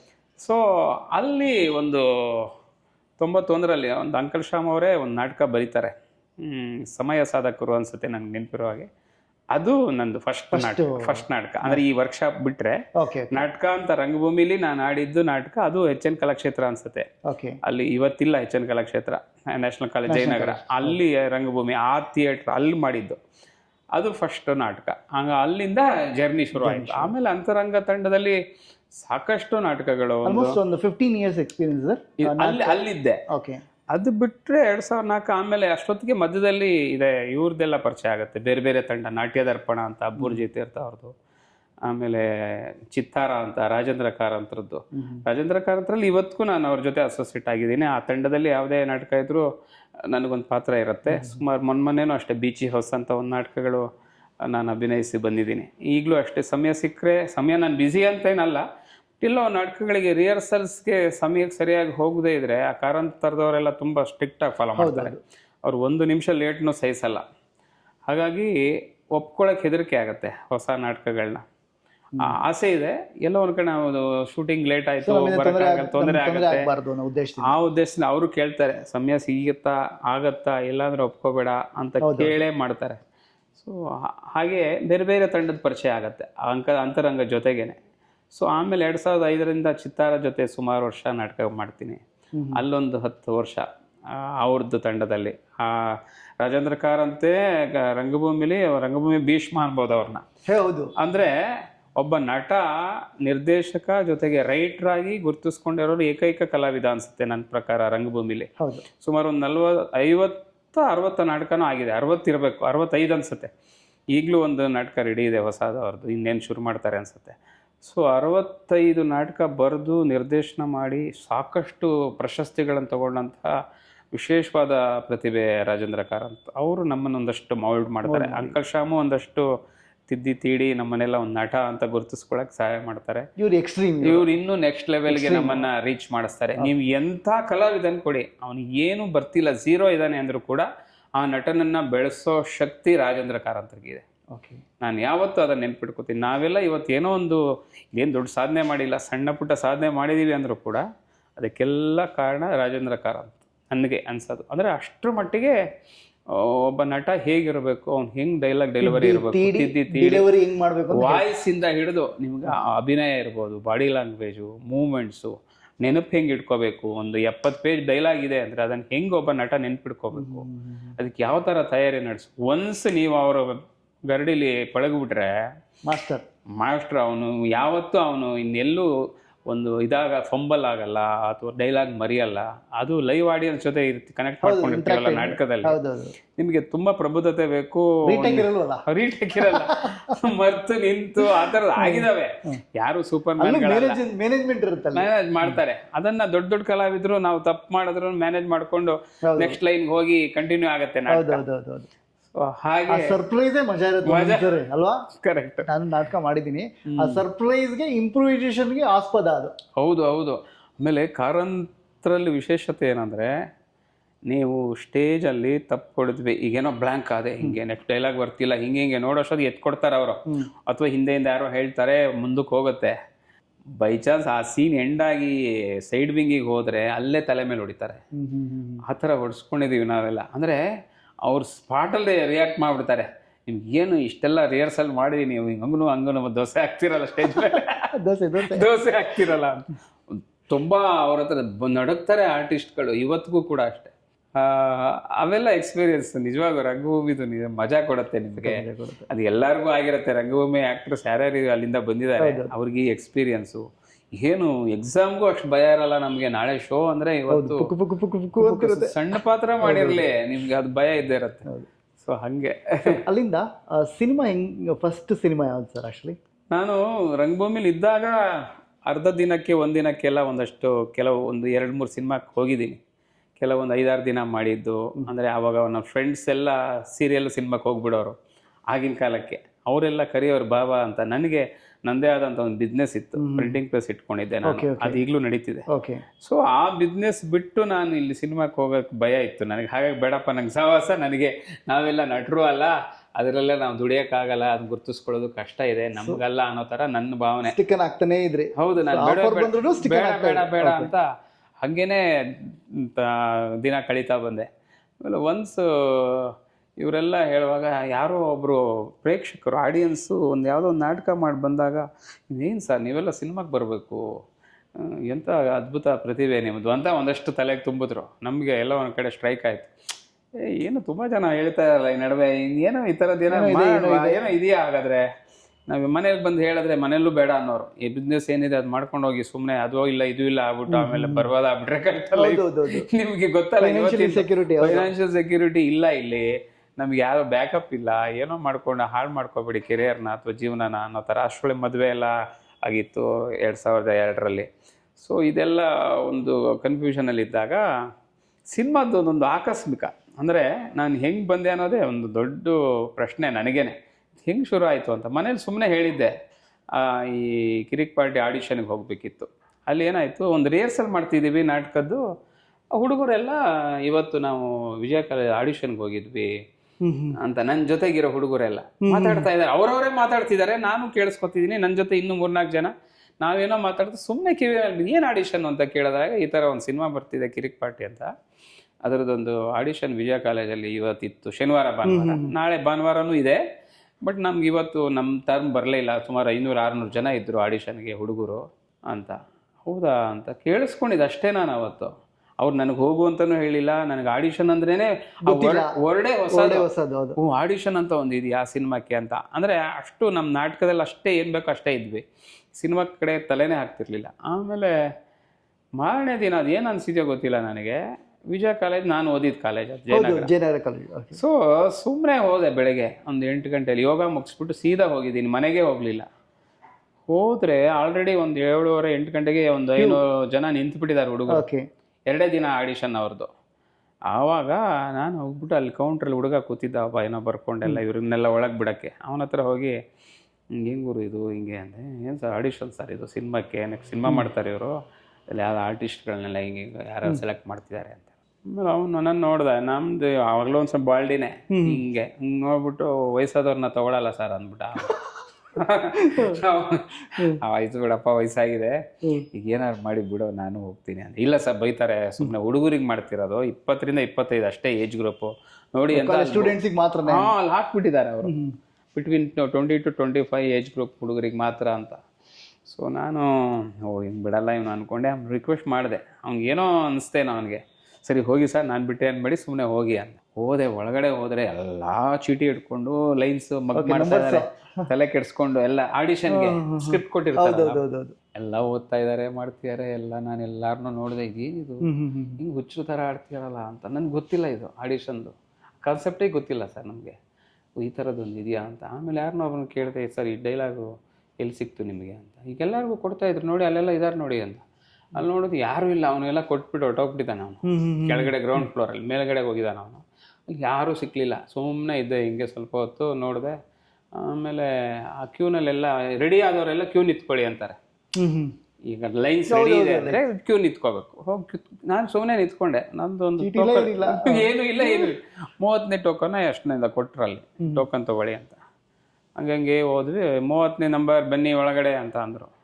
ಸೀದಾ ಹೋದೆ, ಒಳಗಡೆ ಬಾಗಿಲು ತೆಕ್ಕೊಂಡು ಹೋದರೆ 3 ಜನ ಕೂತಿದ್ದಾರೆ, 1, 2, 3 ಚೇರ್ ಹಾಕ್ಕೊಂಡು. ಮಧ್ಯದಲ್ಲಿ ಇವರು Pramod Shetty. Okay, executive producer Pramod Shetty ಅವರು. ಏನಾಗಿದೆ, ನೀವು ನಾಟಕ ಒಟ್ಟಿಗೆ ಮಾಡಿದ್ದೀವಿ. ಕರೆಕ್ಟ್. ನಾನು ಪ್ರಮೋದ್ ಅಷ್ಟರೊಳಗಡೆ ರಾಜೇಂದ್ರ ಕಾರನ್ ಟೀಮಲ್ಲಿ ಪ್ರಮೋದ್ ಒಂದು ಒಳ್ಳೆ ರೋಲ್ ಮಾಡಿದರು. ನಾನು ಮರಣ ಮೃದಂಗ ಅನಿಸುತ್ತೆ ನಾಟಕ, ಅದರಲ್ಲೂ ಒಂದು ಡಾಕ್ಟರ್ ಕ್ಯಾರೆಕ್ಟರ್ ಮಾಡಿದ್ದೆ. ಸೊ ಅಲ್ಲಿ ಚೆನ್ನಾಗಿ ಪರಿಚಯ ನನಗೆ. ಹಾಗಾಗಿ ಅವರು ಭಟ್ರೆ ಅಂತಾರೆ ನನಗೆ, ನನ್ನ ಹೆಸರು ಕರೆಯಲ್ಲ, ಸುಮ್ಮನೆ ಭಟ್ರೆ ಅಂದರೆ ಅದು ಹಿಂದಿನ ನಾಟಕದಲ್ಲಿ ಒಂದು ಭಟ್ರು ಕ್ಯಾರೆಕ್ಟರ್ ಮಾಡಿದ್ದೆ. ಹಾಗಾಗಿ ಅವರು ಅದನ್ನೇ ಇಟ್ಕೊಂಡು ಎಲ್ಲಿ ಹೋದ್ರು ಇವತ್ತಿಗೂ ಪ್ರಮೋದ್ ಶೆಟ್ಟಿ ಅವರು ಭಟ್ರೆ ಅಂತಾರೆ ನನಗೆ. ಏನು ಭಟ್ರೆ ಚೆನ್ನಾಗಿದ್ದೀರಾ ಅಂತಾರೆ. ಆಮೇಲೆ ಪ್ರಮೋದ್ ನೋಡ್ಬಿಟ್ಟು, ಓ ಭಟ್ರೆ ನೀವೆಂತಕ್ಕೆ ಬಂದಿದ್ದು ಇಲ್ಲಿ, ನಿಮಗೂ ಆಡಿಷನ್ನ, ನಿಮ್ದು ನೋಡ್ಲಿಲ್ಲ ನಾ ಆಕ್ಟಿಂಗ್ ಎಲ್ಲ, ನಿಮ್ಗೆ ಎಂತಕ್ಕೆ, ನಿಮ್ ಪಾತ್ರ ಉಂಟಾ ಇದರಲ್ಲಿ ನಿಮ್ಗಾಗೋದು ಅಂತ ಅವರೇ ಯೋಚನೆ ಮಾಡಿದ್ರು. ಆಮೇಲೆ ಸರ್ ನೋಡಿ ಇದ್ರೆ ಹೇಳಿ, ನಂಗೇನು ಗೊತ್ತಿಲ್ಲ, ಸುಮ್ಮನೆ ಬಂದೆ ಪ್ರಮೋದ್, ನೀವಿದ್ದೀರಾ ಅಂತಾನೂ ಗೊತ್ತಿಲ್ಲ ನನಗೆ. ಆಮೇಲೆ ಇರೋ ಯೋಚನೆ ಮಾಡ್ತೀನಿ ಅಂತ ಚಕ್ಕಂತ ಫೋನ್ ತಗೊಂಡು ರಿಷಬ್ ಶೆಟ್ಟಿ ಅವರು ಮೇಲ್ಗಡೆ ಇದ್ರು, ರಿಷಬ್ ಸರ್ ಫಸ್ಟ್ ಫ್ಲೋರಲ್ಲಿ, ರಕ್ಷಿತ್ ಸಾರು ಅಲ್ಲೇ ಇದ್ರು, ಪಕ್ಕ ರೂಮಲ್ಲಿ ಆಡಿಷನ್ ಮಾಡ್ತಾ ಇದ್ರಾ. ಸರಿ ಫೋನ್ ಮಾಡಿದ್ರು ರಿಷಬ್ ಸರ್ಗೆ, ರಿಷಬ್ ಕಳಿಸಿ ಒಳ್ಳೆ ನಟರು ಒಬ್ರು ಬನ್ನಿಯಾರೆ, ಅದರ ಪಾತ್ರ ಇದೆಯಾ ನೋಡ ರಿಷಬ್ ಅಂತ ಅವ್ರ ಭಾಷೆಯಲ್ಲಿ ಮಾತಾಡಿದ್ರು. ಅವ್ರು ಕಳಿಸಿ ನೋಡೋಣ ಇರಲಿ ಅಂತ. ಸರಿ ಇವ್ರಿಗೆ ಥ್ಯಾಂಕ್ಸ್ ಹೇಳ್ಬಿಟ್ಟು ನಂಬರು ತೊಗೊಳ್ಳಿಲ್ಲ ಪ್ರಮೋದ್ ಸರ್ದು, ಸೀದಾ ಹೋದೆ, ಮೇಲೆ ಕಳಿಸಿದ್ರು. ಅಲ್ಲೋದ್ರೆ ಮತ್ತೆ ಹುಡುಗರದೆಲ್ಲ ಜೋರು ಆಡಿಷನ್ ನಡೀತಾ ಇದೆ. ಏನೋ ಆ ರಶ್ಮಿಕಾ ಮಂದಣ್ಣ ಅವ್ರ ಕ್ಯಾರೆಕ್ಟ್ರು ಸುಮ್ಮನೆ ಎಲ್ಲರದ್ದು ಮಾಡ್ತಿದ್ದಾರೆ. ಆ ಕ್ಯಾರೆಕ್ಟ್ರಿಗೆ, ಇನ್ನೊಂದಕ್ಕೆ ಫ್ರೆಂಡ್ಸ್ ಕ್ಯಾರೆಕ್ಟ್ರಿಗೆ ಎಲ್ಲ ಹುಡುಗರೇ ಸರ್. ಆ ಹುಡುಗರದ್ದು ಆ ಟೀಮ್ ನೋಡ್ಬಿಟ್ರೆ ನೀವು ಒಂಥರ ಒಂದು ಎನರ್ಜಿ. ಹುಡುಗರು ಹಂಗೆ ಇರ್ತಾರೆ, ಬೇರೆ ಥರ ಆ್ಯಕ್ಟಿಂಗ್ ಮಾಡ್ತಾ ಇದ್ದಾರೆ. ಎಲ್ಲ ಹಿಂಗೆ ನೋಡ್ತಾ ಕೂತಿದ್ದೆ. ಅಷ್ಟೊತ್ತಿಗೆ ರಿಷಬ್ ಸರ್ ಬಂದರು. ನಮಸ್ಕಾರ ಸರ್ ಅಂದೆ. ಸರ್ ಈ ಥರ ಪ್ರಮೋದ್ ಸರ್ ಹೇಳಿದ್ರಲ್ಲ ಅಂತ. ಓ ನೀವಲ್ವಾ, ಕೂತ್ಕೊಳ್ತೀರಾ, ನನಗೆ 1 hour ಟೈಮ್ ಬೇಕಾಗತ್ತೆ, ಓಕೆ ಇವ್ರನ್ನೆಲ್ಲ ಆಡಿಷನ್ ಆಗಬೇಕು, ನೀವು ವೆಯ್ಟ್ ಮಾಡೋದಾದರೆ ನಿಮ್ಮ ಹತ್ರ ಒಂದು ಮಾಡಿಸ್ತೀನಿ ಆಡಿಷನ್ನು, ನೋಡೋಣ ಹೆಂಗಾಗತ್ತೆ ಅಂತ. ಸರಿ ವೆಯ್ಟ್ ಮಾಡ್ತೀನಿ ಸರ್ ಅಂದ್ಬಿಟ್ಟು ಕೂತ್ಕೊಂಡೆ. ಪಕ್ಕದ ರೂಮಲ್ಲಿ ಹಿಂಗೆ ತಿರುಗಿ ನೋಡಿದ್ರೆ ಒಂದು ರೂಮಲ್ಲಿ ಇವ್ರಿದ್ದಾರೆ, ರಕ್ಷಿತ್ ಸರ್ ಇದ್ದಾರೆ. ಅವ್ರು ಇನ್ನೊಂದು ಯಾವುದೋ ಆಡಿಷನ್ ಮಾಡ್ತಾ ಇದ್ರು. ಅವ್ರ ಹತ್ರ ಹೋಗ್ಬಿಟ್ಟು ನಾನೇ ಪರಿಚಯ ಮಾಡಿಕೊಂಡು ಒಂದು ಸ್ವಲ್ಪ ತುಳುಲೆಲ್ಲ ಮಾತಾಡಿ, ನನಗೆ ತುಳು ಬರುತ್ತೆ, ಅವ್ರಿಗೂ ಬರುತ್ತೆ, ನನಗೂ ಅವರು ತುಳು ಮಾತಾಡ್ತಾರೆ. ಆದರೆ ರಿಷಬ್ ಸರ್ಗೆ ತುಳು ಬರಲ್ಲ, ಕುಂದಾಪುರ ಭಾಷೆ ಅವರು, ಅಲ್ಲಿ ತುಳು ಇಲ್ಲ. ಪ್ರಮೋದ್ ಸರ್ಗೂ ಬರಲ್ಲ. ರಕ್ಷಿತ್ ಸರ್ ಉಡುಪಿ ಅವ್ರು ಬರುತ್ತೆ ಅವ್ರಿಗೆ. ಅವ್ರು ಉಡುಪಿಯವ್ರು ಅಂತ ನಂಗೆ ಗೊತ್ತಿತ್ತು. ಸುಮ್ಮನೆ ತುಳಲ್ಲಿ ಮಾತಾಡೋಣ ಅಂದ್ಬಿಟ್ಟು, ಏನೋ ಒಂದು ಸ್ವಲ್ಪ ಇನ್ಫ್ಲೂಯೆನ್ಸ್ ಆಗಲಿ ಅಂತ ಹೋಗ್ಬಿಟ್ಟು ತುಳಲ್ಲಿ ಮಾತಾಡಿದೆ. ಹೌದಾ ಕುಳ್ಳೆ ಅದೇ ತಪ್ಪು ಹಂಗೆ ಹಿಂಗೆ ತುಳಲ್ಲಿ ಏನೋ ಅಂತ. ನೀವ್ ಹೆಂಗ್ ಕಲ್ತ್ರಿ? ನೀವು ಶಿವಮೊಗ್ಗದ ಭಾಗದಲ್ಲಿ ಇಲ್ವಲ್ಲ? ನಮ್ಮಮ್ಮ ತುಳು ಅವರು, ಉಡುಪಿ ಅವರು, ಉಡುಪಿ ಹತ್ರ ಪಡುಬಿದ್ರೆ ಅಂತ. ಪಡುಬಿದ್ರೆ. ನಮ್ಮ ಅಪ್ಪ ತೀರ್ಥಹಳ್ಳಿ ಕಮ್ಮರಡಿ, ರಾಮನ್ಕೊಪ್ಪ. ನಾನು ಹೇಳದ್ನ ಹಂಗಾಗಿ ಅಲ್ಲಿಂದ ಮದುವೆ ಆಗಿ ಇಲ್ಲಿಗೆ ಬಂದಿರೋದು ನಮ್ಮ ತಾಯಿ. ಇಲ್ಲಿಗೆ ಬಂದ್ಮೇಲೆ ಮನೇಲಿ ಎಲ್ಲಾರ್ಗು ಅದು ತಾಯಿದು ಇನ್ಫ್ಲೂಯೆನ್ಸ್ ಆಗಿ ತುಳು ಬಂತು. ಮನೇಲಿ ತುಳುನೇ ಮಾತಾಡ್ತೀವಿ. ಸೊ ನಮ್ಮ ತಂದೆಗೂ ಬರ್ತಿತ್ತು. ನಮ್ಮ ತಂದೆ ಇಲ್ಲ, ಈಗ ತೀರೋಗಿದ್ದಾರೆ. ಅವ್ರಿಗೂ ತುಳು ಮಾತಾಡ್ತಿರ್ಲಿಲ್ಲ, ಅರ್ಥ ಆಗ್ತಿತ್ತು. ಅಂದ್ರೆ ಈ ಮಲ್ನಾಡ್ ಭಾಗದಲ್ಲಿ ಒಂದಷ್ಟು ಮನೆಗಳಿಗೆ ಸೌತ್ ಕೇಂದ್ರ ಅಂದ್ರೆ ಉಡುಪಿ ಮಂಗಳೂರಿಂದ ಹುಡುಗಿ ಬಂದಿದೆ, ಕೊಟ್ಟು ತಗೊಳ್ಳೋಂತ ಘಟ್ಟದ ಮೇಲೆ, ಕೆಳಗಡೆ ಘಟ್ಟದ ಮೇಲೆ. ಸೊ ಆ ಬಂದಂತವರೆಲ್ಲ ಆ ಮನೆಗಳೆಲ್ಲ ತುಳು ಮಾತಾಡ್ತಾರೆ ಇವತ್ತು ತೀರ್ಥಹಳ್ಳಿ ಕಡೆ ಸುಮಾರು ಮನೆ. ಸೊ ಅದು ಈಗ ತುಳು ಗೊತ್ತಿಲ್ಲ ಅನ್ನೋದೇನು ಕಡಿಮೆ ಆಯ್ತು. ಮಲೆನಾಡಲ್ಲಿ ಎಲ್ಲರಿಗೂ ಬರುತ್ತೆ, ಆಲ್ಮೋಸ್ಟ್ ಗೊತ್ತಾಗಿದೆ. ಸೊ ಹಾಗೂ ನನಗೂ ಬಂತ. ರಕ್ಷಿತ್ ಸರ್ ಹತ್ರ ಮಾತಾಡಿದೆ. ಅವರು ಆಯ್ತಾ ರಿಷಬ್ ಹೇಳಿದಾನಲ್ವಾ, ಕೂತ್ಕೊಳ್ಳಿ ಅಂದ್ರು. ಆಯ್ತು 1 hour ಆಯ್ತು. ಆಡಿಷನ್ ಆಯ್ತು? ಇಲ್ಲ, ಆಡಿಷನ್ ಆಗಿಲ್ಲ. 1 hour ಆಯ್ತು. 1 hour ಕಾಯಕ್ಕೆ ಹೇಳಿದ್ರು. ಅವ್ರದ್ದೆಲ್ಲ ಮುಗೀತು ಆಡಿಷನ್. ಆಮೇಲೆ ನನ್ನನ್ನು ಕರೆದ್ರು. ಈಗ ನೆಕ್ಸ್ಟ್ ನಿಮ್ದೇನೆ, ಈ ಹುಡುಗರ್ನೆಲ್ಲ ರೂಮ್ ಒಳಗೆ ಸೇರಿಸ್ತೀನಿ, ಒಂದು ಕ್ಲಾಸ್ ರೂಮ್ ಫುಲ್ ಮಾಡ್ಬಿಡ್ತೀನಿ. ನೀವು ಒಂದು ಮೇಷ್ಟ್ರು ಕ್ಯಾರೆಕ್ಟರ್ ಇದೆ, ಆ ಪ್ರೊಫೆಸರ್ ಕ್ಯಾರೆಕ್ಟರ್ದು ನೀವು ಎಂಟ್ರಿ ತಗೋಬೇಕು. ನಿಮ್ದು ಇದ್ರ ಡೈಲಾಗು ನೀವು ಒಂದು 10 ನಿಮಿಷಕ್ಕೆ ರೆಡಿ ಆಗಿದ್ದಾನೆ, ಎಷ್ಟು ಬರುತ್ತೋ ನೋಡಿ, ರೆಡಿ ಮಾಡಿ ಹಿಂಗೆ ಮಾಡಬೇಕು ಅಂತ ರಿಷಬ್ ಸರ್ ನನಗೆ. ಅದೇ ಫಸ್ಟ್ ಆ ರಾಕೆಟ್ ಬಿಡೋ ಸೀನ್ ಹಿಂಗೆ ಬರಿತಾ ಇರ್ತೀನಿ, ರಾಕೆಟ್ ಬಂದು ಬೀಳತ್ತೆ, ಏಯ್ ಯು ಅಂತ ಹೇಳ್ಬಿಟ್ಟು 6th bench 2nd boy ಅಂತೆಲ್ಲ ಹೇಳಿ ಆ ಸೀನು ಎಲ್ಲ ಕೊಟ್ಟು ಓದ್ಕೊಂಡೆ. ಇದೇನಪ್ಪ ಹಿಂಗಿದೆ ಅಂತೆಲ್ಲ. ಅವ್ರು ಆಮೇಲೆ ಅದೊಂದು ಇಂಟೋನೇಷನ್ ಹೇಗೆ, ಮೂಮೆಂಟ್ಸ್ ಹೆಂಗೆ ಮಾಡಬೇಕು, ವಾಯ್ಸ್ ಹೆಂಗೆ ಹಾಕಬೇಕು ಅಂತೆಲ್ಲ ಒಂದಷ್ಟು ನನಗೆ ಹೇಳಿದ್ರು. ಅದ್ರ ಕ್ಯಾರೆಕ್ಟರ್ ಬ್ರೀಫ್ ಮಾಡೋದು. ಸೊ ಬ್ರೀಫ್ ಮಾಡಿದ ತಕ್ಷಣ ರೆಡಿ ಆದೆ. ಈ ಹುಡುಗರಿಗೆಲ್ಲ ಒಂದು ನೋಟ್ಬುಕ್ದು ಒಂದು ಶೀಟ್ ಕೊಟ್ಬಿಟ್ಟು ರಾಕೆಟ್ ಮಾಡಿ ಇಟ್ಕೊಳ್ಳಿ, ಅಷ್ಟು ಜನಕ್ಕೂ ರಾಕೆಟ್ ಮಾಡಿ ಅಂತ. ಒಬ್ಬ ಬಿಡೋದು ಸಿನಿಮಾದಲ್ಲಿ, ಬಟ್ ಇಲ್ಲಿ ಎಲ್ಲರಿಗೂ ರಾಕೆಟ್ ಮಾಡಕ್ಕೆ ಹೇಳಿ ರಾಕೆಟ್ ಮಾಡಿ ರೆಡಿ ಇಟ್ಕೊಂಡ್ರು ಹುಡುಗರೆಲ್ಲ. ನಾನು ಹಿಂಗೆ ಸೀನ್ ಶುರು. ಈಗ ಎಂಟ್ರಿ ಕ್ಲಾಸ್ ರೂಮ್ಗೆ ಬರಿತಾ ಇದ್ದೀನಿ, ಬೋರ್ಡ್ ಮೇಲೆ ರಾಕೆಟ್ ಬಂದುಬಿಡತ್ತೆ, ತಿರುಗ್ತೀನಿ. ಅದೆಲ್ಲ ಆ ಸೀನೆಲ್ಲ ಒಂದಷ್ಟು ಆ್ಯಕ್ಟ್ ಮಾಡಿದೆ. ತಪ್ಪೋ ಸರಿನೋ ಏನೋ ನಂಗೆ ಬಂದಂಗೆ ಮಾಡ್ಬಿಟ್ಟು ಬಂದು ಕಟ್ ಅಂದರು. ಕ್ಯಾಮ್ರಾ ಇರುತ್ತೆ ಆಡಿಷನ್ಗೆ, ಗೊತ್ತಲ್ಲ ನಿಮ್ಗೆ, ಫುಲ್ ಕ್ಯಾಮ್ರಾ ಎಲ್ಲ ಇತ್ತು, ಲೈಟೆಲ್ಲ ಹಾಕಿ ರೆಗ್ಯುಲರ್ ಸಿನಿಮಾ ಶೂಟ್ ಥರನೇ ಮಾಡ್ತಾರೆ ಆಲ್ಮೋಸ್ಟ್. ಆಮೇಲೆ ಮುಗೀತು ಸೀನು. ಮುಗಿದ ತಕ್ಷಣವೇ ಅಷ್ಟು ಜನ ಕ್ಲ್ಯಾಪ್ ಎಲ್ಲ ಹೊಡೆದ್ರು ಹುಡುಗರು ಎಲ್ಲ. ಇವರು ರಿಷಬ್ ಸಾರು ಬಂದರು, ಚೆನ್ನಾಗಿ ಮಾಡಿದ್ರಿ, ಚೆನ್ನಾಗಿ ಬಂತಿದ್ದು. ನಾನೇನು ಮಾಡ್ತೀನಿ, ಒಂದು ನೋಟ್ಬುಕ್ಕಲ್ಲಿ ನಿಮ್ದು ಬರ್ಕೊಂಡ್ಬಿಡ್ತೀನಿ, ಫೋನ್ ನಂಬರು, ಇದು ಹೆಸರು. ಇದು ನೋಡಿ 7 ಜನ ಆಗಿದ್ದಾರೆ ಆಡಿಷನ್ ಆಗಿರೋದು ಆ ಕ್ಯಾರೆಕ್ಟ್ರಿಗೆ, ಪ್ರೊಫೆಸರ್ ಕ್ಯಾರೆಕ್ಟ್ರಿಗೆ. ಇದು ನೀವು 8ನೇವರು, ಈ ನಿಮ್ಮ ನಂಬರ್ ಕೊಡಿ ಅಂತ ಹೇಳ್ಬಿಟ್ಟು ಬರ್ಕೊಂಡ್ರು. ಬರೆದು ಒಂದು ಕಡೆ ಇಟ್ಟರಲ್ಲಿ ನನಗೆ ಥ್ಯಾಂಕ್ಸ್ ಹೇಳಿದೆ ನಾನು. ಥ್ಯಾಂಕ್ ಯು ಸರ್, ಅದು ಕರೆದ್ರೆ ಬರ್ತೀನಿ, ನನಗೆ ಗೊತ್ತಿಲ್ಲ ನೀವೇ ಆಗ್ತೀರಾ ಅಂತ ನಾನೇನು ಹೇಳಲ್ಲ ಈಗಲೇ, ಬಟ್ ಎನಿವೇಸ್ ಟೀಮ್ ಡಿಸೈಡ್ ಮಾಡುತ್ತೆ ಅಂತೆಲ್ಲ ಹೇಳಿ ಕಳಿಸಿದ್ರು. ಆಚೆ ಬಂದರೆ ಈ ಹುಡುಗರೆಲ್ಲ ಬಂದು ನನ್ನನ್ನು ಮುತ್ಕೊಂಡ್ಬಿಟ್ರು ಅಂತ. ಏನೋ ಮಾಡ್ತಾನಲ್ಲ, ಯಾರು ಸರ್ ಎಲ್ಲಿದ್ರಿ ಇಷ್ಟು ದಿನ, ಹಾಗೆ ಹೀಗೆ ಏನು ಎಲ್ಲ ಕೇಳ್ತಾ ಇದ್ದಾರೆ. ಅವ್ರಿಗೆ ನಂದೊಂದು ಪೆಕ್ಯುಲಿಯರ್ ಬಾಡಿ ಲ್ಯಾಂಗ್ವೇಜು, ಕ್ಯಾರೆಕ್ಟರೈಸೇಷನ್ ಏನೋ ಒಂಥರ ಕಾಣಿಸ್ತಾನೆ. ಇಷ್ಟು ದಿನ ಎಲ್ಲಿದ್ರಿ ಸಗದಾಗಿ ಮಾಡಿದ್ರಿ, ಹಂಗೆ ಹಿಂಗೆ ಅಂದರು. ಕ್ಲಿಕ್ ಆಯಿತು, ಶುರು ಆಯ್ತು ನನಗೆ ಒಳಗೇನೆ. ಇದು ಆಗತ್ತೆ ಮೋಸ್ಟ್ಲಿ, ಎಲ್ಲೋ ಗೆದ್ನ ನಾನು ಇವತ್ತು, ಪರವಾಗಿಲ್ವ. ರಿಷಬ್ ಸಾರು ಒಂದು ಒಳ್ಳೆಯ ಮಾತು ಹೇಳಿ ಕಳಿಸಿದ್ರು. ಸೊ ಆಗತ್ತೆ ಅಂತ ಒಂದು ಮನಸ್ಸಲ್ಲಿ ಎಲ್ಲೋ ಒಂದು ಕಡೆ ಆಲೋಚನೆ. ಹುಡುಗರೆಲ್ಲ ಆಮೇಲೆ ಕೆಲವರೆಲ್ಲ ತುಂಬ ಶೇಕ್ ಹ್ಯಾಂಡ್ ಮಾಡೋದು, ಹೊಗಳೋದು ಎಲ್ಲ ಮಾಡ್ತಾನೇ ಇದ್ರು. ಅದೆಲ್ಲ ಅವ್ರಿಗೆಲ್ಲ ಹೇಳ್ಬಿಟ್ಟು ಬಾಯ್ ಹೇಳ್ಬಿಟ್ಟು ನಾನು ಯಾರಿಗೂ ಮತ್ತೇನು ಹೇಳೋಕ್ಕೆ ಹೋಗಲಿಲ್ಲ. ಅಷ್ಟೇ ರಿಷಬ್ ಸರ್ ಮಾತಾಡಿ, ರಕ್ಷಿತ್ ಸರ್ಗೂ ಹೇಳಿಲ್ಲ. ಹೊರಡು ಅಷ್ಟೊತ್ತಿಗೆ ಇವು ಪ್ರಮೋದ್ ಸರ್ ನಂಬರ್ ತೊಗೊಂಡಿದ್ರೆ ಚೆನ್ನಾಗಿರೋದು, ಹಂಗೆ ಹೊರಟ್ಬಿಟ್ನಲ್ಲ ಅಂತ ಅಂದ್ಕೊಂಡು, ಇರಲಿ ಬಿಡು ನೋಡೋಣ, ಕರೀತಾರೆ ಅನ್ನೋ ಥರ ಹೋಪ್ಸಲ್ಲಿ ಬಂದೆ. ಬಂದೆ ಮನೆಗೆ ಮಾರನೇ ದಿನ ಆಯಿತು, ಇದಾಯ್ತು ಇಲ್ಲ ಪೇಪರಲ್ಲಿ ಓದ್ತಾ ಇದ್ದೀವಿ ಕಿರಿಕ್ ಪಾರ್ಟಿ ಶೂಟಿಂಗ್ ಶುರುವಾಗಿದೆ ಹಾಸನಲ್ಲಿ, ಮಲ್ನಾಡ್ ಕಾಲೇಜ್ ಆಫ್ ಇಂಜಿನಿಯರಿಂಗಲ್ಲಿ ಅಂತೆಲ್ಲ. ಕಾಲ್ ಬರ್ತಾ ಇಲ್ಲ, ಯಾವೂ ಇಲ್ಲ, ನನಗೆ ಫೋನೇ ಇಲ್ಲ. ಕೆಲವರೆಲ್ಲ ಕೇಳ್ತಿದ್ದಾರೆ, ನಾನು ಕೆಲವರಿಗೆಲ್ಲ ಹೇಳ್ಬಿಟ್ಟಿದ್ದೀನಿ, ಮನೇಲೆಲ್ಲ ಹೇಳಿದ್ದೀನಿ ಈ ಥರ ಹೋಗಿದ್ದೀನಿ, ಸೆಲೆಕ್ಟ್ ಆದರೂ ಆಗ್ಬೋದು, ಫಸ್ಟ್ ಸಿನಿಮಾ ಚಾನ್ಸಸ್ ಇದೆ. ಮನೇಲೆಲ್ಲ ಸರ್ಪ್ರೈಸ್ ನಮ್ಮ ತಾಯಿಗೆ ಎಲ್ಲ, ಹೋಗ್ತೀಯಾ ಸಿನಿಮಾ ಮಾಡ್ತೀರಾ ಹೋಗಿ ಹೀಗೆ ಅಂತೆಲ್ಲ. ಅದು ದೊಡ್ಡ ವಿಷಯ ನಮಗೆ. ಫಸ್ಟ್ ಸಿನಿಮಾ ಯಾಕೆ ಮಾಡ್ತೀವಿ ಅಂದರೆ ಏನೋ ಅಂತಾರ. ಆಮೇಲೆ ಬರಲೇ ಇಲ್ಲ ಫೋನು, ಬೇಜಾರಲ್ಲೇ ಇದ್ದೆ. ಹೋಗ್ಲಿ ಬಿಡು, ಮೋಸ್ಟ್ಲಿ ಆಗಿಲ್ಲ, ಯಾರನ್ನ ಹಾಕ್ಕೊಂಡು ಅವ್ರು ಹೇಳಿದ್ರಲ್ಲ 7 ಜನ ಯಾರೋ ಒಬ್ರನ್ನ ಹಾಕ್ಕೊಂಡಿರ್ಬೋದು ಅಂದ್ಕೊಂಡು ಇದ್ದರೆ, ಒಂದಿನ ಮಧ್ಯಾಹ್ನ 1-2:30 ಫೋನ್ ಬರುತ್ತೆ ಪ್ರಮೋದ್ ಸರ್ದು. ಫೋನ್ ಮಾಡಿ, ಬಟ್ರೆ ಎಲ್ಲಿದ್ದೀರಿ ಅಂತ. ಮನೇಲಿದ್ದೀನಿ. ಹಾಂ, ನೀವು ಇವತ್ತು ಫ್ರೀ ಇದ್ದೀರಲ್ವ, ನಾಳೆ ನಾಡ್ದು 2 ದಿನ? ಹಾಂ ಇದ್ದೀನಿ. ಕೆಲಸ ಮಾಡಿ, ಒಂದು ಕ್ಯಾರೆಕ್ಟರ್ ಹೇಳಿದ್ನಲ್ಲ ಅದು ನೀವೇ ಸೆಲೆಕ್ಟ್ ಆಗಿದ್ದೀರಿ. ಓ ಸರಿ. ಒಂದ್ಸತಿ ಹಬ್ಬ ಇದೇನಪ್ಪ ದೇವ್ರು ಕಣ್ಬಿಟ್ಬಿಟ್ಟ ಅಂತ ಸರಿ ಅಂದ್ಬಿಟ್ಟು ಅವರು ಪೇಮೆಂಟ್ ಎಲ್ಲ ಹೇಳ್ತಾರೆ. ಒಳ್ಳೆ ಪೇಮೆಂಟೇ ನನಗೆ, ಆ ಫಸ್ಟ್ ಸಿನಿಮಾಗೆ ಹೇಳಿದ್ನ. ಒಂದು ಒಳ್ಳೆ ಪೇಮೆಂಟ್, ಇಷ್ಟು ಕೊಡ್ತೀವಿ ನಿಮಗೆ, ನೀವೊಂದು 2 ಜೊತೆ ಬಟ್ಟೆ ತರಬೇಕಾಗತ್ತೆ ನಿಮ್ಮದೇನೆ, ಹಾಸನ್ಗೆ ಬಂದುಬಿಡಿ, ಅಲ್ಲಿ ಕದಂಬ ಹೋಟ್ಲು ರೂಮ್ ನಂಬರ್ ಎಷ್ಟೋ ಹೇಳ್ತಾರೆ, ಅಷ್ಟರಲ್ಲಿ ನಿಮ್ಮ ರೂಮ್ ಬುಕ್ ಆಗಿರುತ್ತೆ. ನೀವು ರಾತ್ರಿ 2 ಗಂಟೆಗೋ ಎಷ್ಟೊತ್ತಿಗೆ ರೀಚ್ ಆದ್ರೂ ಬಂದು ಮಲಗಿರಿ, ಬೆಳಗ್ಗೆ ಶಾರ್ಟ್ ಇರುತ್ತೆ ನಿಮ್ಮದು, ಫಸ್ಟ್ ಶಾರ್ಟ್ ನಿಮ್ಮದೇ ಇರುತ್ತೆ. ನಾವು ಮರ್ತೋಗ್ಬಿಟ್ಟಿದ್ವಿ ಯಾರು ಅಂತ ಆ ಕ್ಯಾರೆಕ್ಟ್ರಿಗೆ. ಸರಿ ಅಂದ್ಬಿಟ್ಟು okay Pramod sir thank you ಅಂತ ಹೇಳಿಬಿಟ್ಟು ಖುಷಿಯಾಗಿ ಬಟ್ಟೆ ಎತ್ಕೊಂಡು ಹೊರಟಿದ್ದೆ. ಬಸ್ ಹತ್ಕೊಂಡು, ಯಾವುದೋ ಇದು KSRTC ಕೆಂಪು ಗಾಡಿ, ಮೆಜೆಸ್ಟಿಕ್ ಹೋಗ್ಬಿಟ್ಟು ಬಸ್ ಹತ್ತಿ ಸೀದಾ ಹಾಸನ್ಗೆ ಹೋಗಿ ಆಯಿತಾ. ಅಲ್ಲಿ ಹೋಗಿ ಬೆಳಗ್ಗೆ ನೋಡಿದ್ರೆ ರೂಮಲ್ಲೆಲ್ಲ ಆಯಿತು, ಮಲಗಿ ಎದ್ವಿ. ನೋಡಿದ್ರೆ ನನ್ನ ಪಕ್ಕದ ರೂಮಲ್ಲಿ ಇವರು ನಮ್ಮ ಪ್ರಿನ್ಸಿಪಾಲ್ ಸರ್ ಹನುಮಂತೇಗೌಡರು ಅವರಿದ್ದಾರೆ. ಅವರೆಲ್ಲ ಪರಿಚಯ ಇಲ್ಲ, ಇವನು ಯಾರೋ ಹೊಸಬ್ರು ಥರ ನಮ್ಮನ್ನೆಲ್ಲ ಗೊತ್ತಿಲ್ಲ ಅಲ್ಲ ಯಾರು.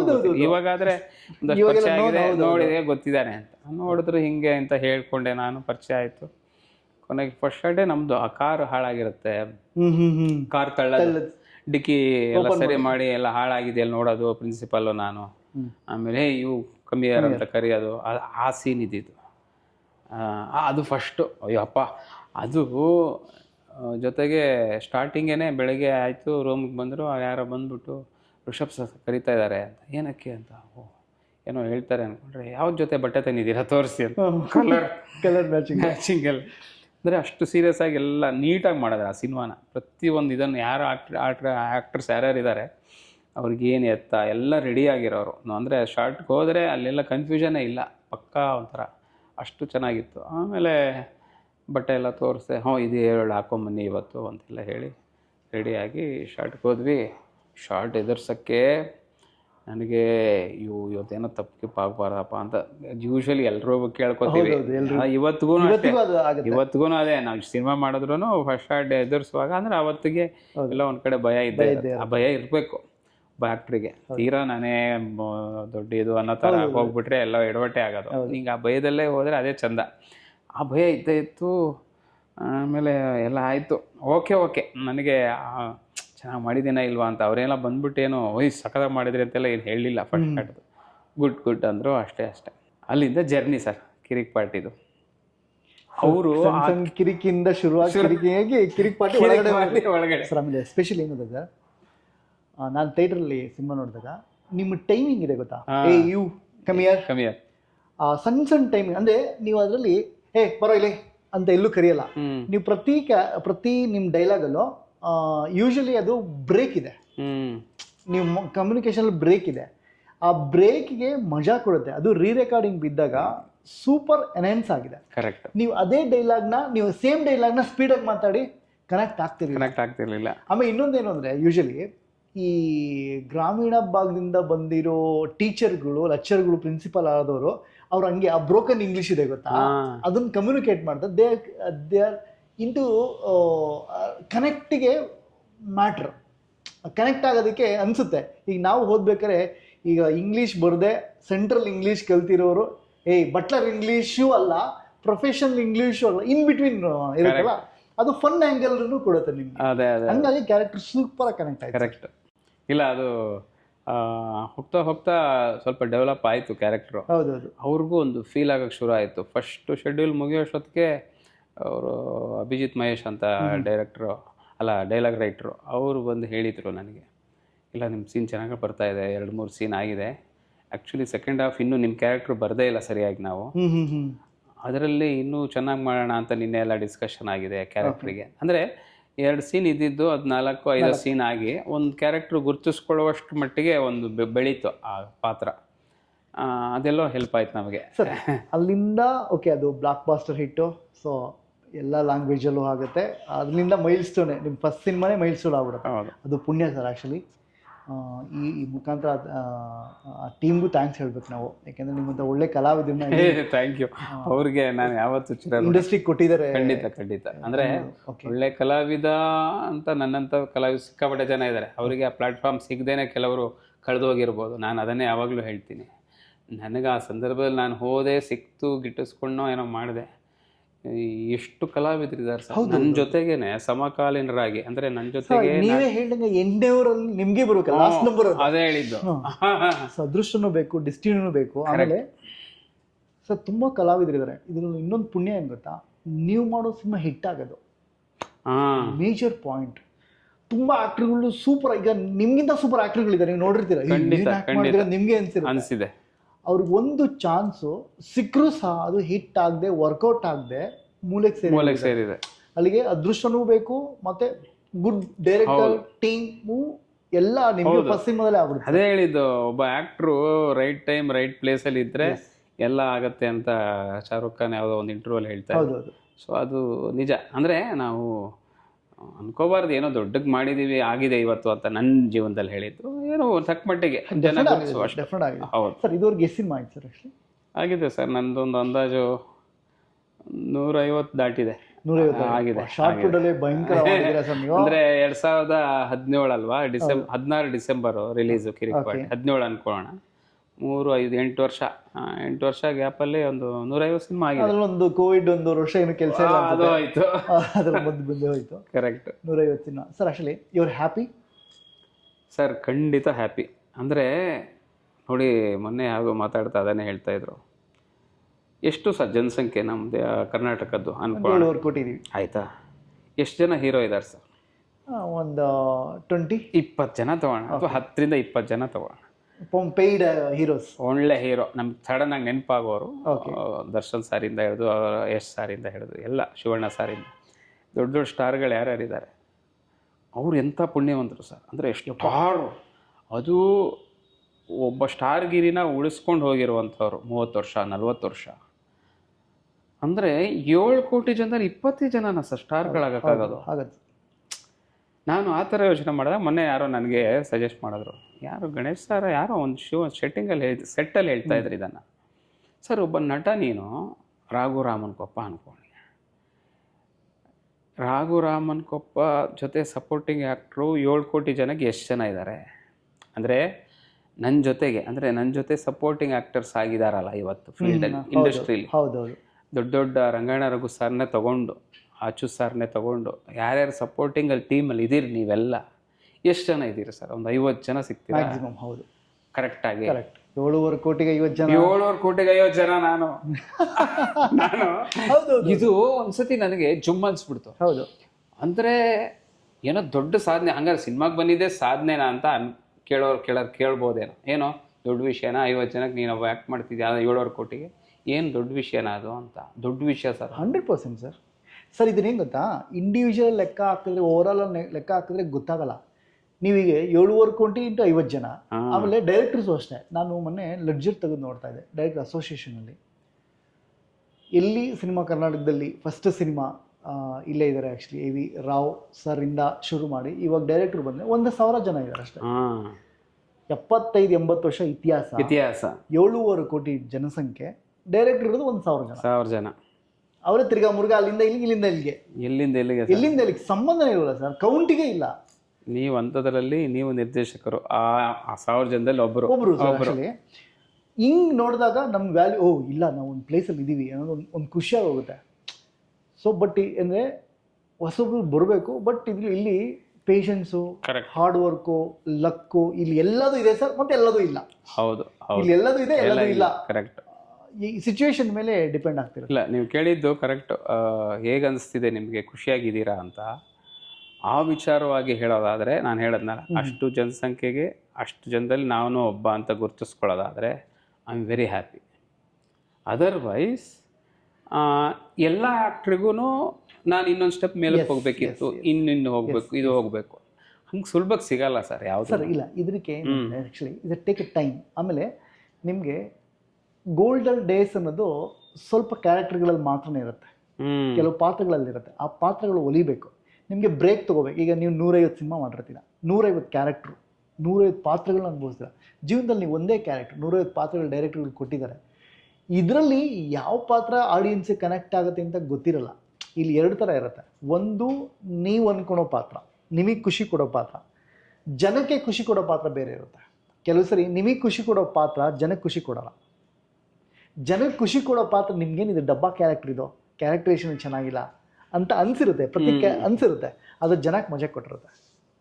ಈಗ ನಿಮಗೆ ಕಿರಿಕ್ ಪಾರ್ಟಿ ಆ ಕ್ಯಾರೆಕ್ಟರ್ನ ಎಂಜಾಯ್ ಮಾಡಿರೋಲ್ಲ ಗೊತ್ತಿರಲ್ಲ ಫಸ್ಟು, ಬಟ್ ಜನ ಅದನ್ನು ತಲೆ ಮೇಲೆ ಇರಿಸ್ಕೊಂಡು ಮೆರೆಸ್ಬಿಟ್ರು. ಹೌದು. ಸೊ ಹಂಗೆ ಯೂಶ್ವಲಿ. ಬಟ್ ಆದರೂ ಆ್ಯಕ್ಟ್ರಿಗೆ ಆ ಕ್ಯಾರೆಕ್ಟರ್ ಹಂಗರ್ ಇರಬೇಕು ಅಂತ ಹೇಳಿ, ಯಾಕೆಂದರೆ ಅವನು ಏನೋ ಮಾಡಬೇಕು ಅಂತ ಅನಿಸ್ತಾನೇ ಇರುತ್ತೆ. ಅದಕ್ಕೊಂದು ಸಮಾಧಾನ ಕೊಡೋದೇ ಪಾತ್ರಗಳು, ಮತ್ತು ಅವನು ಚಾಲೆಂಜಿಂಗ್ ಪಾತ್ರಗಳು. ಕರೆಕ್ಟ್. ಈಗ ಯೂಶ್ವಲಿ ನಾನು ನಾವು ಈ ವಿಷಯ ನನ್ನ ವಿದ್ಯಾರ್ಥಿ ನೀವು ಮಾಡಿದಾಗ ನಾನು ಎಲ್ಲ ಸಿನಿಮಾ ನೋಡಿದಾಗ ನನಗೊಬ್ಬ ಕಾಮಿಡಿ ಆ್ಯಕ್ಟ್ರಲ್ಲಿ ಒಬ್ಬ ಎಮೋಷನ್ ಆ್ಯಕ್ಟರ್ ಇದ್ದಾನೆ ಅಂತ ತುಂಬ ಅನಿಸುತ್ತೆ ನನಗೆ. ನಾನು ಆ ಪಾತ್ರ ಟ್ರೈ ಮಾಡಿದೆ, I am very happy. So ಅದರಲ್ಲಿ ಕಾಮಿಡಿ ಆ್ಯಕ್ಟರ್ ಮಾತ್ರನೇ ಎಲ್ಲ ಪಾತ್ರಗಳನ್ನು ಎನ್ಹ್ಯಾನ್ಸ್ ಮಾಡ್ತಾನೆ ಅಂತ ನನ್ನ ನಂಬಿಕೆ ಸರ್. ಆ್ಯಕ್ಚುಲಿ ಇದು ನನಗೂ ಗೊತ್ತಿರಲಿಲ್ಲ. ನನಗೆ ಅನಂತ್ನಾಗ್ ಸಾರೋ ಅಥವಾ ರಂಗಣ್ಣಗೂ ಸರ ಯಾರೋ ಒಬ್ಬರು ಮಾತಾಡುವಾಗ, ಯಾವುದೋ ಇಂಟ್ರ್ಯೂ ಅಲ್ಲ ಸೆಟ್ ಅಲ್ಲ ಗೊತ್ತಿಲ್ಲ, ಕೇಳಿಸ್ಕೊಂಡಿದ್ದೆ ಈ ಮಾತು. ನಾನು ಇದನ್ನು ಕೆಲವು ಇಂಟ್ರ್ಯೂಲ್ಲಿ ಹೇಳಿದ್ದೀನಿ ಮೊದಲೇ. ಒಬ್ಬ ಕಾಮಿಡಿ ನಟನಿಗೆ ಮಾತ್ರ ಸೀರಿಯಸ್ ಪಾತ್ರಗಳು ಮಾಡೋ ಶಕ್ತಿ ಇದೆ, ಗೆಲ್ಲಬಲ್ಲ, ನಿಭಾಯಿಸಬಲ್ಲ. ಅಂದರೆ ಒಂದು ವಿಲನ್ ಕ್ಯಾರೆಕ್ಟರ್ ಆಗಿರ್ಬೋದು, ಬೇರೆ ಶೇಡ್ಸ್ ಯಾವ್ಯಾವ್ದಿದ್ದಾವೆ ಅದನ್ನೆಲ್ಲ ಒಬ್ಬ ಹಾಸ್ಯ ನಟ ನಿಭಾಯಿಸ್ತಾನೆ ಅಂತ. ಆದರೆ ಅವಕಾಶ ಸಿಗದೇ ಇರ್ಬೋದು, ಬಟ್ ಅವನಲ್ಲಿ ಇದೆ ಅದು. ಒಂದು ಹಾಸ್ಯ ಪಾತ್ರ ಒಬ್ಬ ಮಾಡ್ತಾನೆ ಅಂದರೆ ಅವನಿಗೆ ಬೇರೆ ಎಲ್ಲ ಕ್ಯಾರೆಕ್ಟರ್ ಮಾಡೋ ಶಕ್ತಿ ಇದೆ 100% ಅಂತ ಹೇಳಿದ ನೆನಪು. ಯಾಕೆಂದ್ರೆ ಸರ್ ನಗ್ಸೋದು ಭಾರಿ ಕಷ್ಟ ಅಲ್ಲ ಸರ್. ಹೌದು, ಅದನ್ನೇ ಮೊದಲನೇ ಆಯ್ಕೆ ಆಗಿರುತ್ತೆ. ಹಂಗಾಗಿ ಇದು ಅವರಿಗೆ ಲೀಲಾಜಾಲವಾಗಿರುತ್ತೆ ಅಂತ. ಬಟ್ ಅದೇ ನಮಗೆ ಆ ನಿಟ್ಟಿನಲ್ಲಿ ನಿಮ್ಮ ಸಿನಿಮಾ ವಿದ್ಯಾರ್ಥಿನಿಯರೇ, ನಾನು ಇವತ್ತು ನಿಮಗೆ ನಾನು ಯಾವತ್ತೂ ಚಿರಋಣಿ ಆ ವಿಚಾರದಲ್ಲಿ. ಅಂದರೆ ಒಂದು ದೊಡ್ಡ ಬಂಡವಾಳದ ಒಂದು ಸಿನಿಮಾನ ಒಂದು ಪಾತ್ರ ಆಯ್ಕೆ ಮಾಡುವಾಗ ಒಬ್ಬ ಕಾಮಿಡಿ ನಟನಿಗೆ ಒಂದು ಸೀರಿಯಸ್ ಎಮೋಷನಲ್ ಪಾತ್ರನ ಕೊಡುವಂಥ ಗಟ್ಟಿ ನಿರ್ಧಾರ ನೀವು ಮಾಡಿದ್ರಲ್ಲ ಆವತ್ತಿನ ದಿನಕ್ಕೆ. ಈಗ 2-3 ವರ್ಷ ಹಿಂದೆ ಇರ್ಬೋದು ಅದು ಶೂಟಿಂಗ್ ಶುರುವಾಗಿತ್ತು. ನನಗೆ ಆ ಕಾಲ್ ಬಂದಾಗ ನೀವು ಆಫೀಸಿಗೆ ಕರೆಸಿ ಜಯನಗರದಲ್ಲಿ ಮಾತಾಡಿಸಿ ಪ್ರೊಡ್ಯೂಸರ್ ಮುಂದೆ ಕತೆ ಹೇಳಿ, ಇಷ್ಟು ಸೀರಿಯಸ್ ಕ್ಯಾರೆಕ್ಟರ್ ಇದು, ನನ್ನನ್ನು ಹೆಂಗೆ ಇವರು ಸೆಲೆಕ್ಟ್ ಮಾಡಿದ್ರು ಅಂತ ನೀವು ಹೇಳ್ತಾನೂ ಅದನ್ನೇ ಹೇಳಿದ್ರಿ. ಸೊ ನಿಮ್ಗೆ ಚಾಲೆಂಜಿಂಗ್ ಇದು ಅಂತ. ನನಗದು ಆವತ್ತೂ ಕೂಡ ಅಷ್ಟೇ ಒಂದು ಪ್ರಶ್ನೆನೇ, ಇದನ್ನು ನಾನು ಗಿಟ್ಟಿಸ್ಕೋಬೇಕು ಸರ್. ಈ ವಿಚಾರಕ್ಕೆ ಹೇಳ್ತೀನಿ ಸರ್. ನನಗೆ ಈ ವಿಚಾರ ಒಂದು ಇನ್ಸಿಡೆಂಟ್ ಹೇಳ್ತೀನಿ. ಐ ಥಿಂಕ್ ಬಸವರಾಜ್ ರಾಚಯ್ಯನ ಅಂತ ಒಬ್ಬ ಆಟೋ ಡ್ರೈವರು ಸಿನಿಮಾ ವೀರೇಶಲ್ಲಿ ಸಿನಿಮಾ ನೋಡಿಕೊಂಡು ನಾನು ಬಂದೆ. ಸರ್ ನನಗೆ ಆ ಆಟೋ ಡ್ರೈವರ್ ಕ್ಯಾರೆಕ್ಟರ್ ಇದೆಯಲ್ಲ ಸರ್, ನನಗೆ ತುಂಬ ಇಷ್ಟ ಆಯಿತು ಅಂತ ಒಬ್ಬ ಆಟೋ ಡ್ರೈವರ್ ನನಗೆ ಹೇಳಿದರು. ಓಕೆ. ಸೊ ನನಗೆ I am very happy. So ನಾನು ಸ್ಯಾಡ್ ಮೂಡಲ್ಲಿದ್ದೆ, ಏನಿಗೂ ಜನನೇ ಬರ್ತಿಲ್ಲ ಅಂತ. ಸೊ ಆ ಕ್ಯಾರೆಕ್ಟರ್ ಅವನಿಗೆ ಕನೆಕ್ಟ್ ಆಗಿದೆ. ಅವನ ಆಟೋ ಡ್ರೈವರ್ ಬಂದು ನನಗೆ ಹೇಳೋದ. ಸೊ ಅಲ್ಲಿಗೆ I am very happy.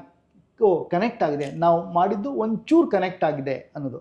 So ಆ ಪಾತ್ರ ಇವತ್ತಿಗೂ ನನ್ನ ಫೇವ್ರೆಟ್ ಟ್ರ್ಯಾಕ್. ಸೊ ನಿಮ್ಮ ಗಂಡ ಹೆಂಡತಿ ಮುಗಿದಿದೆಯಲ್ಲ ಅದು ನನಗೆ ಫೇವ್ರೆಟ್ ಟ್ರ್ಯಾಕ್. ಇವತ್ತಿಗೂ ನನ್ನ ಹಾರ್ಡ್ ಕೋರ್ ಸಿನಿಮಾದಲ್ಲಿ ನನ್ನ ಫೇವ್ರೆಟ್ ಟ್ರ್ಯಾಕ್ ಯಾವುದು ಅಂದರೆ ಅದೇನೆ. ತುಂಬ ಥ್ಯಾಂಕ್ಫುಲ್ ಟು ಯು. ಅಂದರೆ ನನಗೆ ಆ ಪಾತ್ರ ಅವತ್ತು ಎಸ್ಪೆಷಲಿ ಅದೊಂದು ಸ್ಕೂಲಲ್ಲಿ ಹೊರಗಡೆ ಗೇಟ್ ಮುಂದೆ ಆಟೋ ನಿಲ್ಲಿಸಿ ನೈಟು ಬಿಯರ್ ಬಾಟ್ಲು ಕುಡ್ಕೊಂಬಂದು ಗಲಾಟೆ ಮಾಡಿ ಅಂತ ನನಗೆ ಅದು ಕಾಡ್ತಾ ಇದ್ದಿದ್ದು, ಇದನ್ನು ಇನ್ನೂ ಚೆನ್ನಾಗಿ ಮಾಡ್ಬೋದಿತ್ತು ಅಂತ. ಅಂದರೆ ಎಲ್ಲ ಕಲಾವಿದನಿಗೂ ಅದು ಅನ್ಸುತ್ತೆ. ಇವೆಲ್ಲ ಅಭಿನಯಿಸಿ ಬಂದ ಮೇಲೆ ಯಾಕೆ ನಾನು ಇದೆಲ್ಲೋ ತಪ್ಪು ಮಾಡೋದ್ನ, ಈ ಮೂಮೆಂಟ್ ಸರಿ ಹೋಗ್ಲಿಲ್ವಾ, ಆ ಕುಡ್ಕೊಂಬಂದಿದ್ದ ಆ ಸ್ಟೆಪ್ ಸರಿ ಹೋಗ್ಲಿಲ್ವೇನೋ, ಈ ಥರದ್ದು ಕಾಡ್ತಾ ಇತ್ತು ನನಗೆ. ಬಟ್ ಡಬ್ಬಿಂಗ್ ಆಗಿ ಸಿನಿಮಾ ರಿಲೀಸ್ ಆದಮೇಲೆ ನೋಡುವಾಗ ಓಕೆ, ತೀರಾ ಕೆಟ್ಟದಾಗೇನು ಮಾಡಿಲ್ಲ ಇಲ್ಲ ಅಂತ ಅಂದರೆ ನೀವು ನನ್ನನ್ನು ಸಪೋರ್ಟ್ ಮಾಡಿದ್ರೆ ಪ್ರತಿ ಸ್ಟೇಜಲ್ಲೂ ಕೂಡ ಇಲ್ಲ ಸರ್ ಬರ್ತಾ ಇದೆ ಚೆನ್ನಾಗಿ ಬರ್ತಾ ಇದೆ, ನಮಗೆ ಚಾಲೆಂಜಿಂಗ್ ಅಲ್ವಾ ಸರ್ ಈ ಕಾಮಿಡಿದು ಮಾಡಿ ಮಾಡಿ ಮಾಡಿ ಒಂದು ಸೀರಿಯಸ್ಗೆ ಹೋದ ತಕ್ಷಣವೇ ಬೇರೆ ಎಮೋಷನ್ಸ್ ಬೇಕಾಗುತ್ತೆ, ಅಳು ಬೇಕಾಗುತ್ತೆ, ಅದರಲ್ಲೂ ಕುಡಿದು ಬೇರೆ ಮತ್ತು ಬೇರೆ ಬೇಕು, ಹೌದೌದು. ಇವೆಲ್ಲ ಸೇರಿಸ್ಕೊಂಡು ಆ ಬಾಟ್ಲು ಹೊಡಿಯೋದಿರ್ಬೋದು ಇನ್ನೊಂದಿರ್ಬೋದು. ಸೊ ಇವೆಲ್ಲ ತುಂಬ ಚಾಲೆಂಜಿಂಗ್. ಅಂದರೆ ದೊಡ್ಡ ಏನೋ ಮಾಡಿದ್ದೀನಿ ಅಂತನೂ ಅಲ್ಲ, ಬಟ್ ನನ್ನಂಥ ನಟರಿಗೆ ಪ್ರಯತ್ನ ಅದು ಅಷ್ಟೇ ಅಷ್ಟೇ. ಸೊ ಅದು ತುಂಬ ಒಂಥರ ಖುಷಿ ಕೊಡ್ತು, ಬೇರೆ ಆಯಾಮ. ಇದ್ರ ಜೊತೆಗೆ ಸರ್ ಸಿನಿಮಾಯಿಂದ ನಾಟಕ ಪ್ರೀತಿಗೆ ಮಾಡ್ತೀರಾ, ಬಿಕಾಸ್ ಆಫ್ ಏನು ನಾಟಕದಿಂದ ಬಂದಿರೋರಿಗೆ ನಾಟಕದ ಮೇಲೆ ಸಿಕ್ಕಾಬಟ್ಟೆ ಒಲವಿರುತ್ತೆ, ಅದು ನನಗೆ ಗೊತ್ತಿರುವಂಥದ್ದು. ಸಿನಿಮಾ ಕಮರ್ಷಿಯಲ್ಗೂ ಇರುತ್ತೆ ಮತ್ತು ಹ್ಯಾಪಿನೆಸ್ಸು ಇರುತ್ತೆ. Financially you are happy, work out ಆಗ್ತಿದೆಯಾ ಸರ್? ಆ್ಯಸ್ ಆಫ್ ನಾವು ಇವತ್ತಿನ ದಿನಕ್ಕೆ I am happy. Super sir. ಅದು ಯಾರ್ಯಾರು ನನಗೆ ಅವಕಾಶ ಕೊಡ್ತಿದ್ದಾರೆ ಕೈ ಮುಗಿದು ಕೇಳ್ಕೊತೀನಿ. ಓಕೆ. ನಿಮ್ಮಿಂದ ನಾನು ಖುಷಿಯಾಗಿಟ್ಟಿದ್ದೀನಿ, ಖುಷಿಯಾಗಿಟ್ಟಿದ್ದೀರಾ ಎಲ್ಲರೂ ಕೂಡ. ಓಕೆ. ಯಾರೇ ನಿರ್ದೇಶಕರು ಇರ್ಬೋದು, ಪ್ರೊಡ್ಯೂಸರ್ಸ್ ಇರ್ಬೋದು. ಸೊ ನಮಗೆಲ್ಲೂ ಮೋಸ ಆಗಿಲ್ಲ ಸರ್. ಅಂದರೆ ಅವಕಾಶನೇ ಇಲ್ಲ ಅಥವಾ ದುಡ್ಡು ಕೊಡ್ತಾ ಇಲ್ಲ, ಒಬ್ಬೊಬ್ಬರು ಒಂದೊಂದು ಕಾರಣ ಹೇಳ್ತಾರೆ. ಅಂದರೆ ಎಲ್ಲರೂ ಕಷ್ಟದಲ್ಲೇ ಇದ್ದಾರೆ ಅಂತಲ್ಲ, ಎಲ್ಲರೂ ಖುಷಿಯಾಗಿದ್ದಾರೆ ಅಂತಲ್ಲ, ಅವ್ರವ್ರದ್ದೇ ಆದ ಸಮಸ್ಯೆಗಳಿರುತ್ತೆ. ಪ್ರತಿ ಸಮಸ್ಯೆಗೂ ನೀನೇ ಕಾರಣ, ನಿನ್ನ ಸಮಸ್ಯೆಗೆ ನನ್ನ ಸಮಸ್ಯೆಗೆ ನಾನೇ ಕಾರಣ, ನಿಮ್ಮ ಸಮಸ್ಯೆಗೆ ನೀನೇ ಕಾರಣ. ನಾವು ಅದನ್ನು ಎಲ್ಲೋ ಹೋಗಿ ಇವ್ರಿಗೆ ಬ್ಲೇಮ್ ಮಾಡೋದು ಆಗಲಿ ಇನ್ನೊಂದಕ್ಕೆ ಮಾಡೋ ಅವಕಾಶ ಇಲ್ಲ ನಮಗೆ, ಅದು ಮಾಡಬಾರ್ದು.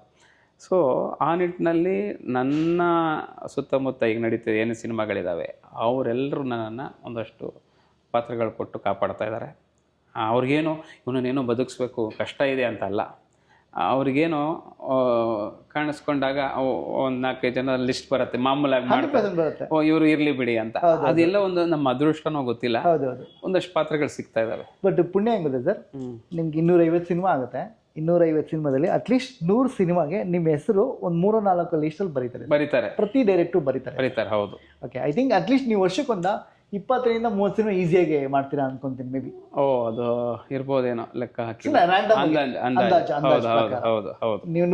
ಅಲ್ಲಿಗೆ ಬಂದ್ಬಿಡುತ್ತೆ, ಆ ರೇಂಜಿಗೆ ಬಂದ್ಬಿಡುತ್ತೆ, ಆ ರೇಂಜಿಗೆ ಬರುತ್ತೆ. ಸರ್ ಏನಾದರೂ ನಿಮ್ಗೆ ಇವತ್ತಿಗೂ ಓಕೆ ನಾನು ಈ ಥರದ ಪಾತ್ರ ಮಾಡಬೇಕು ಅನ್ನೋ ಡ್ರೀಮ್ ಕ್ಯಾರೆಕ್ಟರ್ಸು, ಎಕ್ಸೈಟ್ಮೆಂಟ್ ಕ್ಯಾರೆಕ್ಟರ್ಸ್ ಏನಾದ್ರೆ ಇದೆಯಾ ಸರ್? ನನಗೆ ನಗ್ತಾರೆ ಆಡಿಯನ್ಸ್ ಕೇಳೋದು ಸರ್, ಈ ವಿಲನ್ ಪಾತ್ರ ಮಾಡಕ್ ಇಷ್ಟ. ಓಕೆ. ಬಟ್ ನಾ ಕನ್ಸಲ್ಲೂ ಏನಪ್ಪ ಇವನು ಚುಚ್ಚಾಗಿ ಹೇಳ್ತಾನೆ ಅನ್ಸ್ಬೋದು. ಓಕೆ. ಬಟ್ ಅದನ್ನ ನಿಭಾಯಿಸ್ಬೇಕು ನಾನು. ಸರ್ ಕ್ರಿಂಜೆ ಸರ್ ಎಂಜಾಯ್ ಮಾಡೋದು. ಸೊ ನಾವೇನ್ ಗೊತ್ತಾ, ನೀವು ಅಲ್ದೇ ಇರೋ ಪಾತ್ರನೇ ಎಂಜಾಯ್ ಮಾಡೋದು. ನಮಗೂ ಕೆಲವು ಸರಿ ತಪ್ಪು, ನಾವು ಜಜ್ಮೆಂಟಿಗೆ ಬರೀಬೇಕಾದ್ರೆ ಏನೋ ಮಾಡ್ಬಿಟ್ಟಿರ್ತೀವಿ. ನಾವು ಎಂಜಾಯ್ ಮಾಡೋದೇ ನಮ್ದು ಅಲ್ಲದೆ ಇರೋ ಕ್ಯಾರೆಕ್ಟ್ರನ್ನ ನಾವು ಎಂಜಾಯ್ ಮಾಡೋದು. ನಾವು ಬರೀಬೇಕಾದ್ರೆ ನಮ್ಮ ಕ್ಯಾರೆಕ್ಟರ್ ಬರ್ಬಿಡ್ತೀವಿ, ನಾವು ಅಲ್ಲ ಆಕ್ಚುಲಿ. ಈಗ ನೀವು ಹೇಳಿದ್ರಿ ಗೊತ್ತಾ, ನೀವು ಹೇಳ್ಬೇಕಾದ್ರೆ ನಿಮ್ಗೊಂದು ಫನ್ ಇತ್ತು ಗೊತ್ತಾ, ಆ ಫನ್ನನ್ನು ಜನ ಎಂಜಾಯ್ ಇಲ್ಲ ನಿಜ. ನಾನು ಮೊನ್ನೆ ಕೋಮಲ್ ಸರ್ದು ಕೋಣ ಅಂತ ಒಂದು ಸಿನಿಮಾ ಈಗ ಮುಗಿಸಿದ್ದೀನಿ, ಡಬ್ಬಿಂಗು ಆಗೋಯ್ತು. ಜಗ್ಗೇಶ್ ಅವ್ರ ಸ್ಟುಡಿಯೋದಲ್ಲಿ ಡಬ್ಬಿಂಗ್ ಇತ್ತು, ಅಲ್ಲಿ ಡಬ್ಬಿಂಗ್ ಎಲ್ಲ ಮುಗಿಸಿದ್ವಿ. ಡೈರೆಕ್ಟ್ರು ಹರಿ ಅಂತ, ಅವರು ಇದು 8mm ಅದು ಮಾಡಿದ್ರು ಅವರು ನನ್ನ ಪಾತ್ರ ಒಂದು ಸ್ವಲ್ಪ ಒಂದು ನಾಟಕದ ಮೇಷ್ಟ್ರು. ಅದರಲ್ಲಿ ಚುಪ್ ಕನ್ನಿಂಗ್ ಇದೆ, ಅದೊಂಥರ ಇದೆ ನಾಟಕ, ಲಾಸ್ಟಲ್ಲಿ ಎಮೋಷನ್ಸ್ ಎಲ್ಲ ಇದೆ. ಅವ್ರು ಡಬ್ಬಿಂಗ್ ಎಲ್ಲ ಮುಗಿಸಿ ಶೂಟಿಂಗಲ್ಲೂ ಹೇಳ್ತಾಯಿದ್ರು ನನಗೆ, ಸರ್ ನಿಮ್ಮಲ್ಲಿ ಒಂದು ನೀವು ಕೆಲವು ಲುಕ್ಸ್ ಎಲ್ಲ ಕೊಟ್ಟಿದ್ದು ಈ ಸಿನಿಮಾಕ್ಕೆ, ಅಂದರೆ ವಿಗ್ಗೆಲ್ಲ ಮಾಡಿಸಿದ್ದಾರೆ ನನಗೆ, ಈ ಲುಕ್ ಇಲ್ಲ, ಇಷ್ಟುದ್ದ ವಿಗ್ಗು ನಾಟಕದ ಮೇಷ್ಟ್ರ ಥರ ಅದೆಲ್ಲ ಹಾಗೆ, ಹಣ್ಣೆಗೆಲ್ಲ ತಿಲ್ಕ ಇನ್ನೇನೇ ಸರ ಎಲ್ಲ ಬೇರೆ ಥರ ಇದೆ, ಒಂದು ಗೆಟಪೇ ಚೇಂಜ್ ಇದೆ. ಸೊ ಅವರು ಹೇಳೋರು, ಶೂಟಿಂಗಲ್ಲೂ ಹೇಳಿದರು, ಸರ್ ನಿಮ್ಮ ಹತ್ರ ಒಂದು ವಿಲನ್ ರೋಲ್ ಮಾಡಿಸ್ಬೇಕು ಅಂತ. ನನಗೆಲ್ಲೋ ಒಂದು ಕಡೆ ನಿಮ್ಮ ಒಳಗಡೆ ಆ ಒಂದು ಶೇಡ್ ಇದೆ, ಆ ಪಾತ್ರ ಮಾಡುವಾಗ ನನಗೆ ನೆಕ್ಸ್ಟ್ ಯಾವ್ದಾದ್ರು ಸಿನಿಮಾ ನಿಮ್ಮ ಜೊತೆ ವರ್ಕ್ ಮಾಡೋಕ್ಕಾದ್ರೆ ಆ ನಿಟ್ಟಿನಲ್ಲಿ ಟ್ರೈ ಮಾಡ್ತೀನಿ, ನಾನು ಗೊತ್ತಿಲ್ಲ ಅವಕಾಶ ಹೇಗೆ ಬರುತ್ತೆ ಅಂತ. ಸಿನಿಮಾ ಟ್ರಯಲ್ ಅಂಡ್ ಎರರ್ ಅಲ್ವಾ ಸರ್? ಹೌದು. ನಾನು ಅವಾಗ ಅವ್ರಿಗೆ ಹೇಳಿದೆ, ಹರಿ ಸರ್ಗೆ, ಏನು ಸರ್ ನೀವು, ನಾನು ಅನ್ಕೋತಾ ಇರ್ತಿದ್ದೆ ಯಾವಾಗಲೂ, ನಿಮ್ಮ ಬಾಯಿಂದನೇ ಬಂತು, ಇವತ್ತು ಖುಷಿ ಆಯಿತು, ಅಟ್ಲೀಸ್ಟು ನೀವೇ ಫಸ್ಟು ಒಬ್ಬ ನಿರ್ದೇಶಕರು ನನಗೆ ಹೇಳಿದ್ದು ಅಂತ. ಅದಾಗಿ ಮೊನ್ನೆ ಡಬ್ಬಿಂಗ್ ಮುಗಿಸಿದ ಮೇಲೂ ಅದೇ ಅಂತಾಯಿದ್ರು, ಸರ್ ಈ ಪಾತ್ರ ನಿಮ್ಮ ಕೆರಿಯರ್ಗೆ ಒನ್ ಆಫ್ ದಿ ಬೆಸ್ಟ್ ಅಂತ. ಅಂದರೆ ತನಿಷಾ ಕುಪ್ಪುಂಡ ಅವರು ಪ್ರೊಡ್ಯೂಸ್ ಮಾಡಿದ್ದಾರೆ, ಅಂದರೆ ಜೊತೆಗೆ ಇನ್ನಿಬ್ಬರಿದ್ದಾರೆ. ಸೊ ಒಂದು ಒಳ್ಳೆ ಪಾತ್ರ ಕೊಟ್ಟಿದ್ದಾರೆ. ಅಂದರೆ ಒಬ್ಬ ನಟನಿಗೆ ನೀವು ಕೇಳಿದ್ರೆ ಬೇರೆ ಥರ ಯಾವ ಪಾತ್ರಗಳು ಮಾಡಬೇಕು, ಎಲ್ಲ ಪಾತ್ರನೂ ಮಾಡೋಕ್ಕೆ ಇಷ್ಟನೇ. ಆಮೇಲೆ ಅದ್ರ ಹಿಂದೆ ಒಂದಷ್ಟು ಅಜೆಂಡಾಗಳಿರ್ತವೆ. ಇವನು ಯಾಕೆ ಇದು ಮಾಡಬೇಕು ಮಾಡಬಾರ್ದು ಹಾಗೆ ಹೀಗೆ, ಅಥವಾ ಯಾಕೆ ಇವನೇ ಬೇಕು, ತುಂಬಾ ನಟರು ತುಂಬಾ ಡೈರೆಕ್ಟ್ರು ಇವನೇ ಬೇಕು ಅಂತಾರೆ. ಹೌದೌದು. ಜೊತೆಗೆ 7-8 ಜನ ಇರ್ತಾರೆ, ಅವರು ಅಷ್ಟೇ ಪರ್ಫಾರ್ಮ್ ಮಾಡೋರು ಇರ್ತಾರೆ, ಬಟ್ ಅವರೇ ಬೇಕು ಅಂತ ಆಗಿರುತ್ತೆ. ಸರ್ ಆ್ಯಕ್ಚುಲಿ ಅದು ಹೆಂಗೆ ಗೊತ್ತಾ ಸರ್, ನಿಮಗೆ ಕಾಲೇಜ್ ಮುಂದೆ ಓಡಾಡೋ ಸುಂದರವಾಗಿರೋ ಹುಡುಗಿ ಥರ ಡೈರೆಕ್ಟ್ರಿಗೆ ಆ್ಯಕ್ಟ್ರುಗಳು ಅವ್ರ ಮೇಲೆ ಲವ್ ಆಗಿಬಿಟ್ರೆ ಬೇಕೇ ಬೇಕು, ಅವ್ರಿಗೋಸ್ಕರ ವೆಯ್ಟ್ ಮಾಡ್ತೀವಿ, ಅವ್ರಿಗೋಸ್ಕರ ಪ್ರೊಡ್ಯೂಸರ್ ಜಗಳ ಮಾಡ್ತೀವಿ. ಪೇಮೆಂಟ್ ಇಲ್ಲ ಅಂದ್ರೂ ಪೇಮೆಂಟ್ ಕಾಡಿ ಬೇಡ ಎಲ್ಲ ಕಮ್ಮಿ ಮಾಡಿಸ್ಕೊಂತೀವಿ, ಇಲ್ಲ ಜಾಸ್ತಿ ಕೊಡ್ತೀವಿ. ಎರಡೋ ಒಂದು ಆಪ್ಷನ್ ಇದೆ. ಲೈಕ್ ಪ್ರತಿ ಆ್ಯಕ್ಟರನ್ನು ಪ್ರತಿ ಡೈರೆಕ್ಟರ್ಗಳಿಗೆ ಅವನು ಮನೆಯವ್ರನ್ನ ಲವ್ ಮಾಡ್ತಾನೋ ಇಲ್ಲ ಗೊತ್ತಿಲ್ಲ, ಪಾತ್ರಗಳನ್ನ ಲವ್ ಮಾಡ್ತಾನೆ. ನಿಜ ನಿಜ ಸರ್, ನಿಜ. ಓಕೆ, ಸೊ ನಿಮ್ಮ ಹತ್ರ ಒಬ್ಬ ಬಂದಿರ್ತಾನೆ, ಒಬ್ಬ ಡೈರೆಕ್ಟರ್ ನಿಮ್ಮ ಮುಂದೆ ಕೂತಿದ್ದಾನೆ ಅಂದರೆ ಅವನು ಒಂದು 2 ತಿಂಗಳು 3 ತಿಂಗಳು ಬರೆಯೋದ್ರಿಂದ ಹಿಡಿದು ನಿಮ್ಮನ್ನ ಲವ್ ಮಾಡ್ಕೊಂಡು ನಿಮ್ಮ ಹತ್ರಕ್ಕೆ ಬರ್ತಾನೆ. ಕೊನೇ ಭೇಟಿ ಅದು, ಕಮಿಟ್ಮೆಂಟ್ ಅದು, ತಾಳಿ ಕಟ್ಟೋ ಥರ. ಅಲ್ಲಿಂದ ಎಂಟಿ ಸರ್. ಇದ್ರ ಮಧ್ಯೆ ನಿಮ್ಗೇನೋ ರೈಟಿಂಗಲ್ಲಿ ಅಥವಾ ಡೈರೆಕ್ಷನ್ ಏನೋ ಇಂಟ್ರೆಸ್ಟ್ ಇದೆಯಾ? ಆ ಕಡೆ ನಾನು ಅಂದರೆ ಬರವಣಿಗೆ ಇದೆ ನನಗೆ. ಓಕೆ. ಏನೋ ಅಷ್ಟು ದಡ್ಡ ಏನಲ್ಲ, ಓಕೆ, ಗೊತ್ತಿಲ್ಲದೆ ಇರುವಷ್ಟು. ಯಾಕೆ ಅಂದರೆ ನಾನು ಸುಮಾರು ಒಂದಷ್ಟು ಪ್ರಿಂಟಿಂಗ್ ಪ್ರೆಸ್ಸಲ್ಲಿ ಇದ್ದೀವಿ. ಒಂದಷ್ಟು ಮೊದಲಿಂದ ಕಾದಂಬರಿ ಓದೋ ಹವ್ಯಾಸ ಆಯ್ತು. ಓಕೆ. ಈ ತೇಜಸ್ವಿ ಅವ್ರದ್ದು ಇರ್ಬೋದು, ಭೈರಪ್ಪ ಅವ್ರದ್ದು ಇರ್ಬೋದು, ಒಂದಷ್ಟು ಬುಕ್ಸ್ಗಳೆಲ್ಲ ಓದ್ಕೊಂಡು ಬಂದವರು. ನಿಜ ಏನಕ್ಕೆ ಈ ಕ್ವಶನ್ ಕೇಳಿದೆ ಅಂದರೆ, ಕಾಮಿಡಿ ಆ್ಯಕ್ಟರ್ ಆಗಿ ಬಂದಿರೋ ಮತ್ತು ಈಗಿನ ಮಲ್ನಾಡು ಭಾಗ ಬಂದಿರೋರಿಗೆ ರೈಟಿಂಗ್ ಮೇಲೆ ತುಂಬ ಗ್ರಿಪ್ ಇರುತ್ತೆ, ಮತ್ತು ಆ ತವಕನೂ ಹಾಗೇ ಇರುತ್ತೆ. ಹಂಗಾಗಿ ನೀವು ಆ ಭಾಗದವರು ಮತ್ತು ನಾಟಕ ನಿಮಗೆ ಬ್ಯಾಕ್ ಡ್ರಾಪಲ್ಲಿ ಇರೋದ್ರಿಂದ ಫ್ಯೂಚರಲ್ಲಿ ಈ ಸದ್ಯಕ್ಕೆ ಅಲ್ಲದೆ ಇದ್ರೂ ರೈಟಿಂಗ್ ಡಿಪಾರ್ಟ್ಮೆಂಟಿಗೆ ಬರಲಿ ಅಂತ ನಮಗೂ ಆಸೆ. ಬಿಕಾಸ್ ಆಫ್ ಎಕ್ಸ್ಪೀರಿಯನ್ಸ್ ಇದೆಯಲ್ಲ ಸರ್, ಅದು ಮೋರ್ ಹೌದು ಇಂಪಾರ್ಟೆಂಟು. ಬನ್ನಿ ಅಂತ ಕೇಳಿ, ಮತ್ತು ನಿಮ್ಗೆ ಇಂಟ್ರೆಸ್ಟ್ ಇದೆಯಾ, ಮತ್ತು ಬನ್ನಿ, ಬರದೇ ಇದ್ರೆ ಆ ನಿಟ್ಟಲ್ಲಿ ಸ್ವಲ್ಪ ಯೋಚನೆ ಇಲ್ಲ. ನಿಮ್ಮದು ಎಲ್ಲೋ ಒಂದು ಕಡೆ ಪ್ರೊವೋಕ್ ಮಾಡಿದ್ರಿ ನೀವು ನನಗೆ. ಓಕೆ. ಇದು ಒಳಗಡೆ ಇತ್ತು, ಓಕೆ, ಬಟ್ ಅದನ್ನು ಸರಿಯಾದ ವೇದಿಕೆ ಸಿಗ್ತಿಲ್ಲ ನಮಗೆ. ಓಕೆ. ಅಂದರೆ ಏಯ್ ಸರ್ ನೀವು ಬರೀರಿ ಸರ್ ಅಂತ. ಈಗ ನೀವು ಮುಕ್ತವಾಗಿ ನನಗೊಂದು ಅವಕಾಶ ಕೊಡ್ತಿದ್ದೀರಿ, ಅವಕಾಶ ಅಂದರೆ ಹೇಳ್ತಿದ್ದೀರಿ, ಬನ್ನಿ ಸರ್ ಬನ್ನಿ ಮಾಡಿ ಬರೀರಿ. ನನ್ನ ತಲೆಯಲ್ಲಿ ಈಗ ಬರ್ತಾ ಇದೆ. ಇದಕ್ಕೆ ಹಿಂದೆ ಏನಾಗಿದೆ ಅಂದರೆ ಒಂದಷ್ಟು ಕಿರು ನಾಟಕಗಳು ಅನ್ಕೋಣ.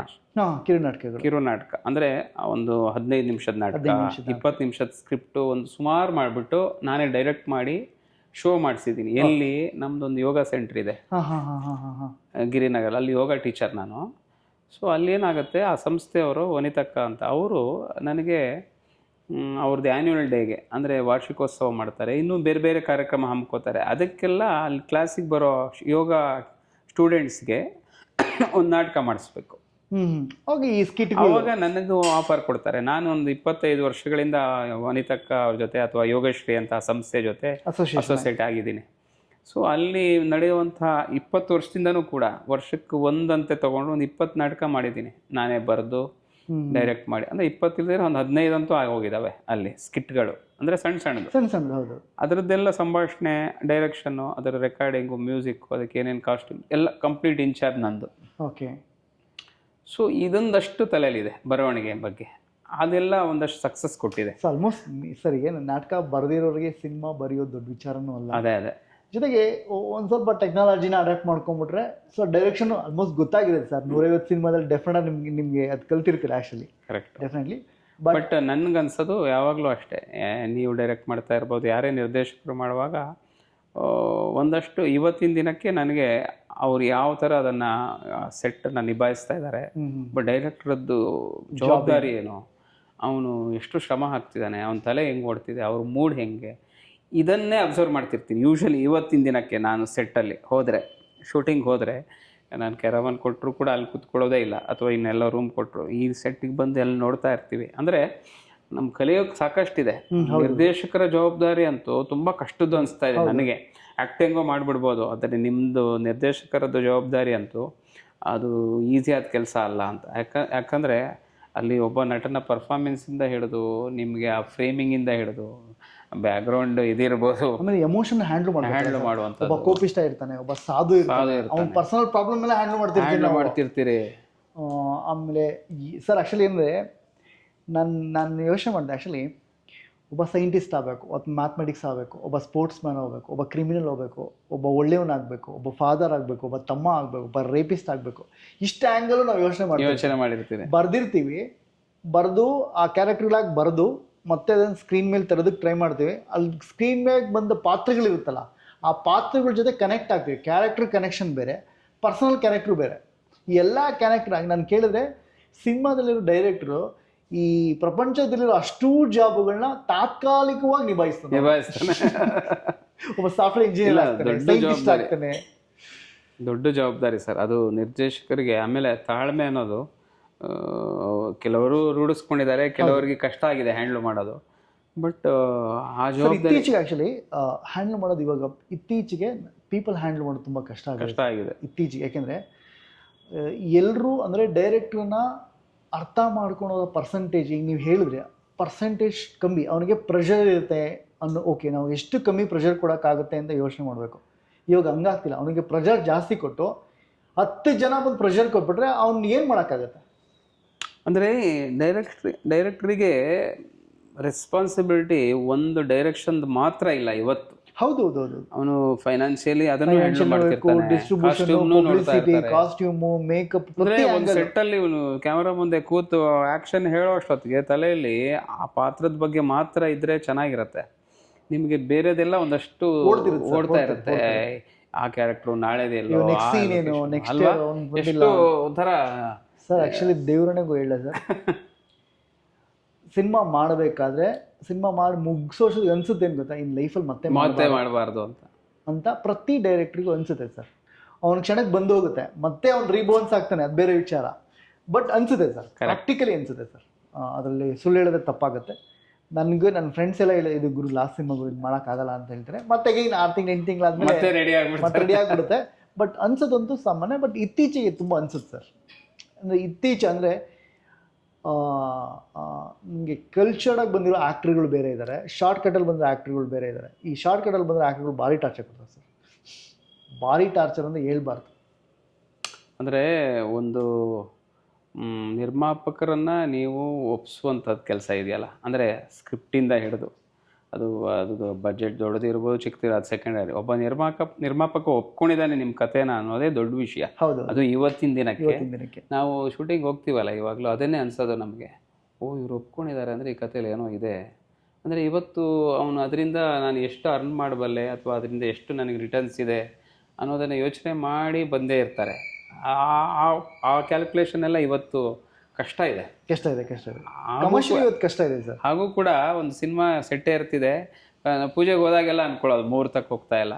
ಸರ್ ಈಗ ನೀವು ಹೇಳ್ದಂಗೆ ನಿಮಗೆ 150 ಸಿನಿಮಾ ನೀವು ಮಾಡಿದ್ರ, 150 ಸಿನಿಮಾ ಪ್ರೊಡ್ಯೂಸರು ದೇವರು ಸಮ. ಹೌದು. ಯಾಕೆಂದರೆ ಸರ್ ಅದರಲ್ಲಿ ನಿಮಗೆ ಗೊತ್ತಿರುತ್ತೆ 150 ಸಿನಿಮಾದಲ್ಲಿ ಎಷ್ಟು ಹೋಗಿದೆ ಎಷ್ಟು ಹೋಗಿಲ್ಲ, ಅವ್ರು ಎಷ್ಟು ಸರಿ ಕಮರ್ಷಿಯಲಿ ಪ್ರಾಬ್ಲಮಲ್ಲಿ ಫೇಸ್ ಆಗಿದ್ದಾರೆ ಅಂತ. ಆದರೂ ಅವ್ರು ಸಿನಿಮಾ ಮಾಡೋಕ್ಕೆ ಬರ್ತಾರೆ, ಅಷ್ಟು ಜನನ ಸಾಕಿರ್ತಾರೆ. ಸೊ ಸಿನಿಮಾಗೆ ಕಮರ್ಷಿಯಲ್ ಆ್ಯಂಗಲ್ ಬಿಟ್ಟು ಇನ್ನೊಂದು ಆ್ಯಂಗಲ್ ಇದೆ ಸರ್. ಆ್ಯಕ್ಚುಲಿ ಅದೇನು ಅಂದರೆ ಲೈಕ್ ಅ ಚಾರಿಟಿ ಅಂತಲೇ ಹೇಳ್ತೀನಿ ನಾನು. ಆ್ಯಕ್ಚುಲಿ ಕೆಲವು ಪ್ರೊಡ್ಯೂಸರ್ ನನ್ನ ದುಡ್ಡು ಬರುತ್ತೋ ಬಿಡುತ್ತೋ ಗೊತ್ತಿಲ್ಲ, ಮಾಡೋ ಒಳ್ಳೆ ಸಿನಿಮಾ ಊಟ ಮಾಡ್ತಾರೆ, ಕೆಲಸ ಸಿಗುತ್ತೆ, ಅವರನ್ನು ಉಳಿಸ್ಕೋಬೇಕು. ಸೊ ನಾವು ಆ ಥರದ್ದು ಇವತ್ತು ಉಳಿಸ್ಕೊಳಕ್ಕಾಗ್ತಿಲ್ಲ. ಹೌದು. ಅದೇ ಕಲಾವಿದರು ಸಪೋರ್ಟ್ ಮಾಡ್ತಾರೆ, ಟೆಕ್ನಿಷಿಯನ್ ಸಪೋರ್ಟ್ ಮಾಡ್ತಾರೆ. ಸೊ ಸರ್ಕಮ್ಸ್ಟೆನ್ಸಸ್ ಆಡಿಯನ್ಸೂ ಸಪೋರ್ಟ್ ಮಾಡಬೇಕಾಗತ್ತೆ ಸರ್. ಇವತ್ತು ಹೆಂಗಾಗಿದೆ ಅಂದರೆ ಆಡಿಯನ್ಸಿಗೆ ಹೆಂಗೆ ಗೊತ್ತಾ, ಗುರು ಸಪೋರ್ಟ್ ಹೊರಟೋಯ್ತು, ಗುಡ್ ಪ್ರಾಡಕ್ಟಾ ಬರ್ತೀನಿ, ನೋ ಸಪೋರ್ಟ್. ಸೆಲೆಬ್ರಿಟಿ ಆದರೆ ಎಂಜಾಯ್ ಮಾಡ್ತೀನಿ, ಸೆಲೆಬ್ರಿಟಿ ಆಗೋದಕ್ಕೆ ಇಲ್ಲ. ಆ್ಯಕ್ಚುಲಿ ಇವತ್ತು ಗೆದ್ದಿರೋನ ಗೆಲ್ಸೋದಕ್ಕೆ ಈಸಿ ಇದೆ, ಗೆಲ್ಲಿಸೋದಕ್ಕೆ ಕಷ್ಟ ಇದೆ. ಗೆದ್ದಿರೋನ ಸೂಪರ್ ಸ್ಟಾರ್ ಮಾಡ್ಬೋದು, ಗೆದ್ದಿರೋನ ಏನು ಬೇಕಾದ್ರೂ ಮಾಡೋದು. ಮತ್ತು ಮೀಡಿಯಾ ಎಲ್ಲದೂ ಹಾಗೆ ಇದೆ ಸರ್. ಸಕ್ಸಸ್ ಮಾಡೋಕ್ಕೆ ಆಪ್ಷನ್ ಇದೆ ಸರ್, ಆದರೆ ಫೇಲ್ಯೂರ್ನ ಸಕ್ಸಸ್ ಮಾಡೋಕ್ಕೆ ಆಪ್ಷನ್ ಇಲ್ಲ ಸರ್. ನೋ ವೇ, ಅದು ಬ್ಯಾಕ್ಔಟ್ ಅನ್ನೋದು ಸರ್. ಈಗ ಸೊ ನೆಕ್ಸ್ಟ್ ಪಾಯಿಂಟಿಗೆ ಬರೋದು ಸರ್, ಅದರ್ ಲ್ಯಾಂಗ್ವೇಜಲ್ಲಿ ಏನಾದರೂ ಆಫರ್ ಇದೆಯಾ ಸರ್ ಮಲಯಾಳಮ್ಮಲ್ಲಿ? ಯಾಕೆಂದರೆ ನಿಮ್ಮ ಕ್ಯಾರೆಕ್ಟರ್ಗಳೆಲ್ಲ ಮಲಯಾಳಂಗೆ ಸಿಕ್ಕಾಪಟ್ಟೆ ನಿಯರೆಸ್ಟ್ ಆಗಿರುತ್ತೆ. ಹೌದು. ನನ್ನ ಅಪಿಯರೆನ್ಸು ಲುಕ್ಸು ಅದು ತುಂಬ ಜನ ನನಗೆ ಹೇಳಿರುವಂಥದ್ದು ಇದೆ. ಆದರೆ ಅನಿಸಿದ್ದು ಭಾಷೆದೇ ನನಗೊಂದು ಗೊಂದಲ, ತೊಡಕು. ಅಂದರೆ ನನಗೆ ಹಿಂದಿ, ಇಂಗ್ಲೀಷ್, ಕನ್ನಡ ಬಿಟ್ಟರೆ ಇನ್ನು ಬೇರೆ ಎಲ್ಲ ತಮಿಳು, ತೆಲುಗು, ಮಲಯಾಳಂ ಅಷ್ಟು ಇನ್ಫ್ಲುಯೆನ್ಸ್ ಆಗಿಲ್ಲ, ಅದು ಫ್ಲೋ ಇಲ್ಲ. ಮೇ ಬಿ ಅದು ದೊಡ್ಡ ವಿಚಾರ ಅಲ್ಲ ಅನ್ಕೋತೀನಿ ಒಬ್ಬ ನಟನಿಗೆ. ನಾನು ಕಿರಿಕ್ ಪಾರ್ಟಿ ತೆಲುಗು ಮಾಡಿದೆ, ಕಿರ್ಯಾಕ್ ಪಾರ್ಟಿ ಅಂತ. ಅವರು ನಿಖಿಲ್ ಸರ್ ಅಂತ ಹೀರೋ, ಅವರು ನಾನೇ ಬೇಕು ಅಂತ ರಕ್ಷಿತ್ ಸರ್ಗೆ ಫೋನ್ ಮಾಡಿ ಕರೆಸ್ಕೊಂಡು ಶೂಟ್ ಆಯಿತು, ರಿಲೀಸ್ ಆಯ್ತು ಬಿಡಿ, ಅದು ಹಿಸ್ಟ್ರಿ. ಸೊ ಅದಲ್ಲದೆ ಇನ್ನೂ 2 ತೆಲುಗು ಮಾಡಿದೆ, ಅದು ಓಕೆ. ಅದೆಲ್ಲ ಡಬ್ಬಿಂಗು ನಾನೇ ಮಾಡಿದ್ದೀನಿ. 1-3 ಸಿನಿಮಾ ತೆಲುಗು ಮಾಡಿದ್ದೀನಿ, 1 ಮಲಯಾಳಂ ಮಾಡಿದ್ದೀನಿ.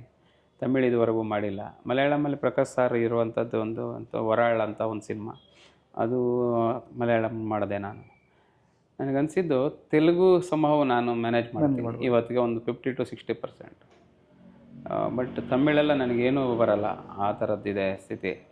ಮಲಯಾಳಮೂ ಅಷ್ಟೇ. ಸೊ ಇದನ್ನೆಲ್ಲ ಹ್ಯಾಂಡ್ಲ್ ಮಾಡೋದು ಹೆಂಗೆ ಏನೋ ಗೊತ್ತಿಲ್ಲ. ಬಟ್ ಅವಕಾಶ ಸಿಕ್ಕಿದ್ರೆ ನಮ್ಮ ಫಿಸಿಕ್ಕಿಗೆ ಅಥವಾ ಅಪಿಯರೆನ್ಸ್ಗೆ ಅದು. ನಾನು ಈ ಪಾಯಿಂಟ್ ಏನಕ್ಕೆ ಕೇಳಿದೆ ಅಂದರೆ, ನೀವು ಟ್ರೈ ಮಾಡಿ ಅಂತ, ಬಿಕಾಸ್ ಆಫ್ ಆ ಪೊಟೆನ್ಷಿಯಲಿಟಿ ಇದೆ ನಿಮ್ಮಲ್ಲಿ ಅಂತ ನಾನು ಹೇಳಕ್ಕೆ ಯೂಶಲಿ ಏನಂತ ಕೆಲವು ಸರಿ ನಾವು ಸೆಲ್ಫ್ ಪಿ ಆರ್ ಮಾಡ್ಕೋಬೇಕಾಗತ್ತೆ. ನೀವು ಇಲ್ಲಿ ತುಂಬ ಚೆನ್ನಾಗಿ ಗೊತ್ತು ಸರ್, ಅದೇ ತಮಿಳ್ನಾಡಿಗೆ ಹೋದಾಗ ನಾವು ಯಾರು ಅಂತ ಗೊತ್ತಿಲ್ಲ, ಒಂದು ಪಿ ಆರ್ ಮಾಡ್ಕೋಬೇಕಾಗತ್ತೆ ಅಲ್ಲಿ. ಅದು ನಾನಿದು ನಿಮ್ಮ ಪ್ರೊಫೈಲ್ ಇದೆ ಸರ್, ಅಂದರೆ ನೀವು ಭಾಷೆ ಬಿಟ್ಟು ಅಥವಾ ನಮ್ಮ ಇಂಡಸ್ಟ್ರಿ ಬಿಟ್ಟು ಆಚೆ ಹೋಗಿ ನಮ್ಮವ್ರನ್ನ ಗುರುತಿಸಲಿ ಅಂತ ಅನ್ನೋ ವಿಚಾರಕ್ಕೆ. ಬಟ್ ಆಮೇಲೆ ಏನಕ್ಕೆ ನಿಮ್ಗೆ ಆ ಪೊಟೆನ್ಷಿಯಲಿಟಿ ಇದೆ, ನಿಮ್ಮ ಥರ characters, dialogue delivery, body language ಬೇಕು. ಅವ್ರ ಸಿನಿಮಾಗಳು ನಾನು ನೋಡಿಲ್ಲ ನಾವು. ಸೊ ಅಲ್ಲಿವರೆಗೂ ನೀವು ಪರಿಚಯ ಆಗಲಿ, ಇನ್ನಷ್ಟು ಕೆಲಸ ಸಿಗಲಿ. ಬಟ್ ನಮ್ಮ ಕನ್ನಡದವ್ರು ಅಲ್ಲಿ ಹೋಗಿ ಬೆಳೀತಿದ್ದಾರೆ, ನಮಗೆ ಖುಷಿ ಅಲ್ವಾ ಸರ್? ಸೊ ಎಂಜಾಯ್ ಮಾಡ್ತೀವಿ ಅದು ಇಂಡೈರೆಕ್ಟಾಗೆ. ತುಂಬ ಖುಷಿ ಆಯ್ತು ಸರ್. ಅಂದರೆ ನೀವೆಷ್ಟು ಒಂಥರ ಮನಸ್ಫೂರ್ತಿ ಹೇಳ್ತಾ ಇದ್ದೀರಾ, ಬೆಳಿಬೇಕು, ನೀವು ಬೇರೆ ಕಡೆ ಹೋಗಬೇಕು. ಇದು ಸ್ವಂತ ನಮ್ಗೆ ಗೊತ್ತಿರೋರು ಹೇಳಲ್ಲ ಸರ್ ಯಾರು. ಅಂದರೆ ಆ ನಿಟ್ಟಿನಲ್ಲಿ ನಿಮ್ಮದೊಂದು ಬ್ಲೆಸ್ಸಿಂಗು, ಅಂದರೆ ಒಂದು ಆಶೀರ್ವಾದ ಮಾಡ್ತಿದ್ದೀರಿ ಈ ಜನಗಳ ಮೂಲಕ. ಸಿಗಲಿ ನನಗೆ ಖುಷಿನೇ. ಅದು ಖಂಡಿತ ಯಾವ ನಟಿಗೂ ಕೂಡ ನಾನು ತೆಲುಗು ಮಾಡಲ್ಲ, ತಮಿಳ್ ಮಾಡಲ್ಲ, ಬೇರೆ ಲ್ಯಾಂಗ್ವೇಜ್ಗೆ ಹೋಗಲ್ಲ ಅಂತ ಹೇಳೋದು ತುಂಬ ಕಡಿಮೆ. ಕೆಲವರು ಇರ್ಬೋದೇನೋ, ಬಟ್ ಕಲೆ ಅನ್ನೋದು ಅದಕ್ಕೆ ಲ್ಯಾಂಗ್ವೇಜ್ ಬೇರೆ ಇಲ್ಲ. ನಾವು ಎಲ್ಲ ಓಪನ್ ಆಗಿ ತೊಗೋಬೇಕಾಗತ್ತೆ. ನೋಡೋಣ, ನನಗೆ ಗೊತ್ತಿಲ್ಲ, ಇವತ್ತೇನೆ ಎಲ್ಲ ಒಂದು ಬ್ಲೆಸ್ಸಿಂಗ್ ಆಗ್ಬೋದು. 100% ನಿಮ್ಗೆ ಕೇಪಬಿಲಿಟಿ ಇಲ್ಲ, ನೀವು ಆ ನಿಟ್ಟಲ್ಲಿ ಪ್ರಯತ್ನ ಮಾಡಿ. ಅಂದರೆ ನಿಮಗೆ ಸಿಗೋ ಕಾಂಟ್ಯಾಕ್ಟು, ನಿಮಗೆ ಟೀಮಲ್ಲಿ ಇಲ್ಲ ನಂಗೆ ಅದರ್ ಲ್ಯಾಂಗ್ವೇಜಲ್ಲಿ ಇಲ್ಲ ಅವಕಾಶ ಇದ್ರೆ ಹೇಳಿ. ಅದು ಒಂದು ಮಾತು, ಒಂದು ನಿನ್ನೆಲ್ಲೋ ಕರ್ಕೊಂಡು ಹೋಗುತ್ತೆ. ಅದಕ್ಕೆ ನಾನು ಪಿ ಆರ್ ಮಾಡ್ಕೊಳ್ಳಿ ಅಂತ ಹೇಳಿದೆ. ಕರೆಕ್ಟ್. ಸೊ ಅದಾಗಲಿ, ಯಾಕೆಂದ್ರೆ ನಾವು ನಿಮ್ಮನ್ನ ತೆಲುಗು ಪಿಕ್ಚರಲ್ಲೋ, ತಮಿಳ್ ಪಿಕ್ಚರಲ್ಲೋ, ಮಲಯಾಳಂ ಪಿಕ್ಚರ್ ನೋಡಿ ಮತ್ತೆ ಇನ್ನೊಂದು ಸ್ವಲ್ಪ ಎಂಜಾಯ್ ಮಾಡಲಿ. ಇಲ್ಲ ಖಂಡಿತ. ನೀವು ಹೇಳದ್ಮೇಲೆ ಇವತ್ತಿಂದ ಒಂಚೂರು ಅದ್ರ ಬಗ್ಗೆ. ಆಮೇಲೆ ಇನ್ನೊಂದು ಹೆಂಗಿದೆ ಸರ್, ಅದರಲ್ಲಿ ಒಂದು ಸ್ವಾರ್ಥನೂ ಇರುತ್ತೆ.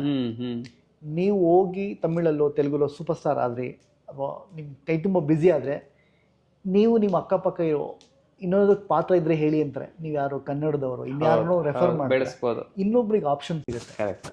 ದಟ್ಸ್ ಕಾಲ್ ನಾವು ಪಾಸಿಟಿವ್. ಸರ್ ಆ್ಯಕ್ಚುಲಿ ಏನು ಗೊತ್ತಾ ಸರ್, ನಮ್ಮ ಮನೆ ಮುಂದಿರೋ ಮರ ದೊಡ್ಡದಾಗಲಿ ಅಂತ ನಾವು ಯಾವಾಗಲೂ ಅಂದ್ಕೊಂಡ್ರೆ ಅದು ನೆರಳು ಕೊಡುತ್ತೆ.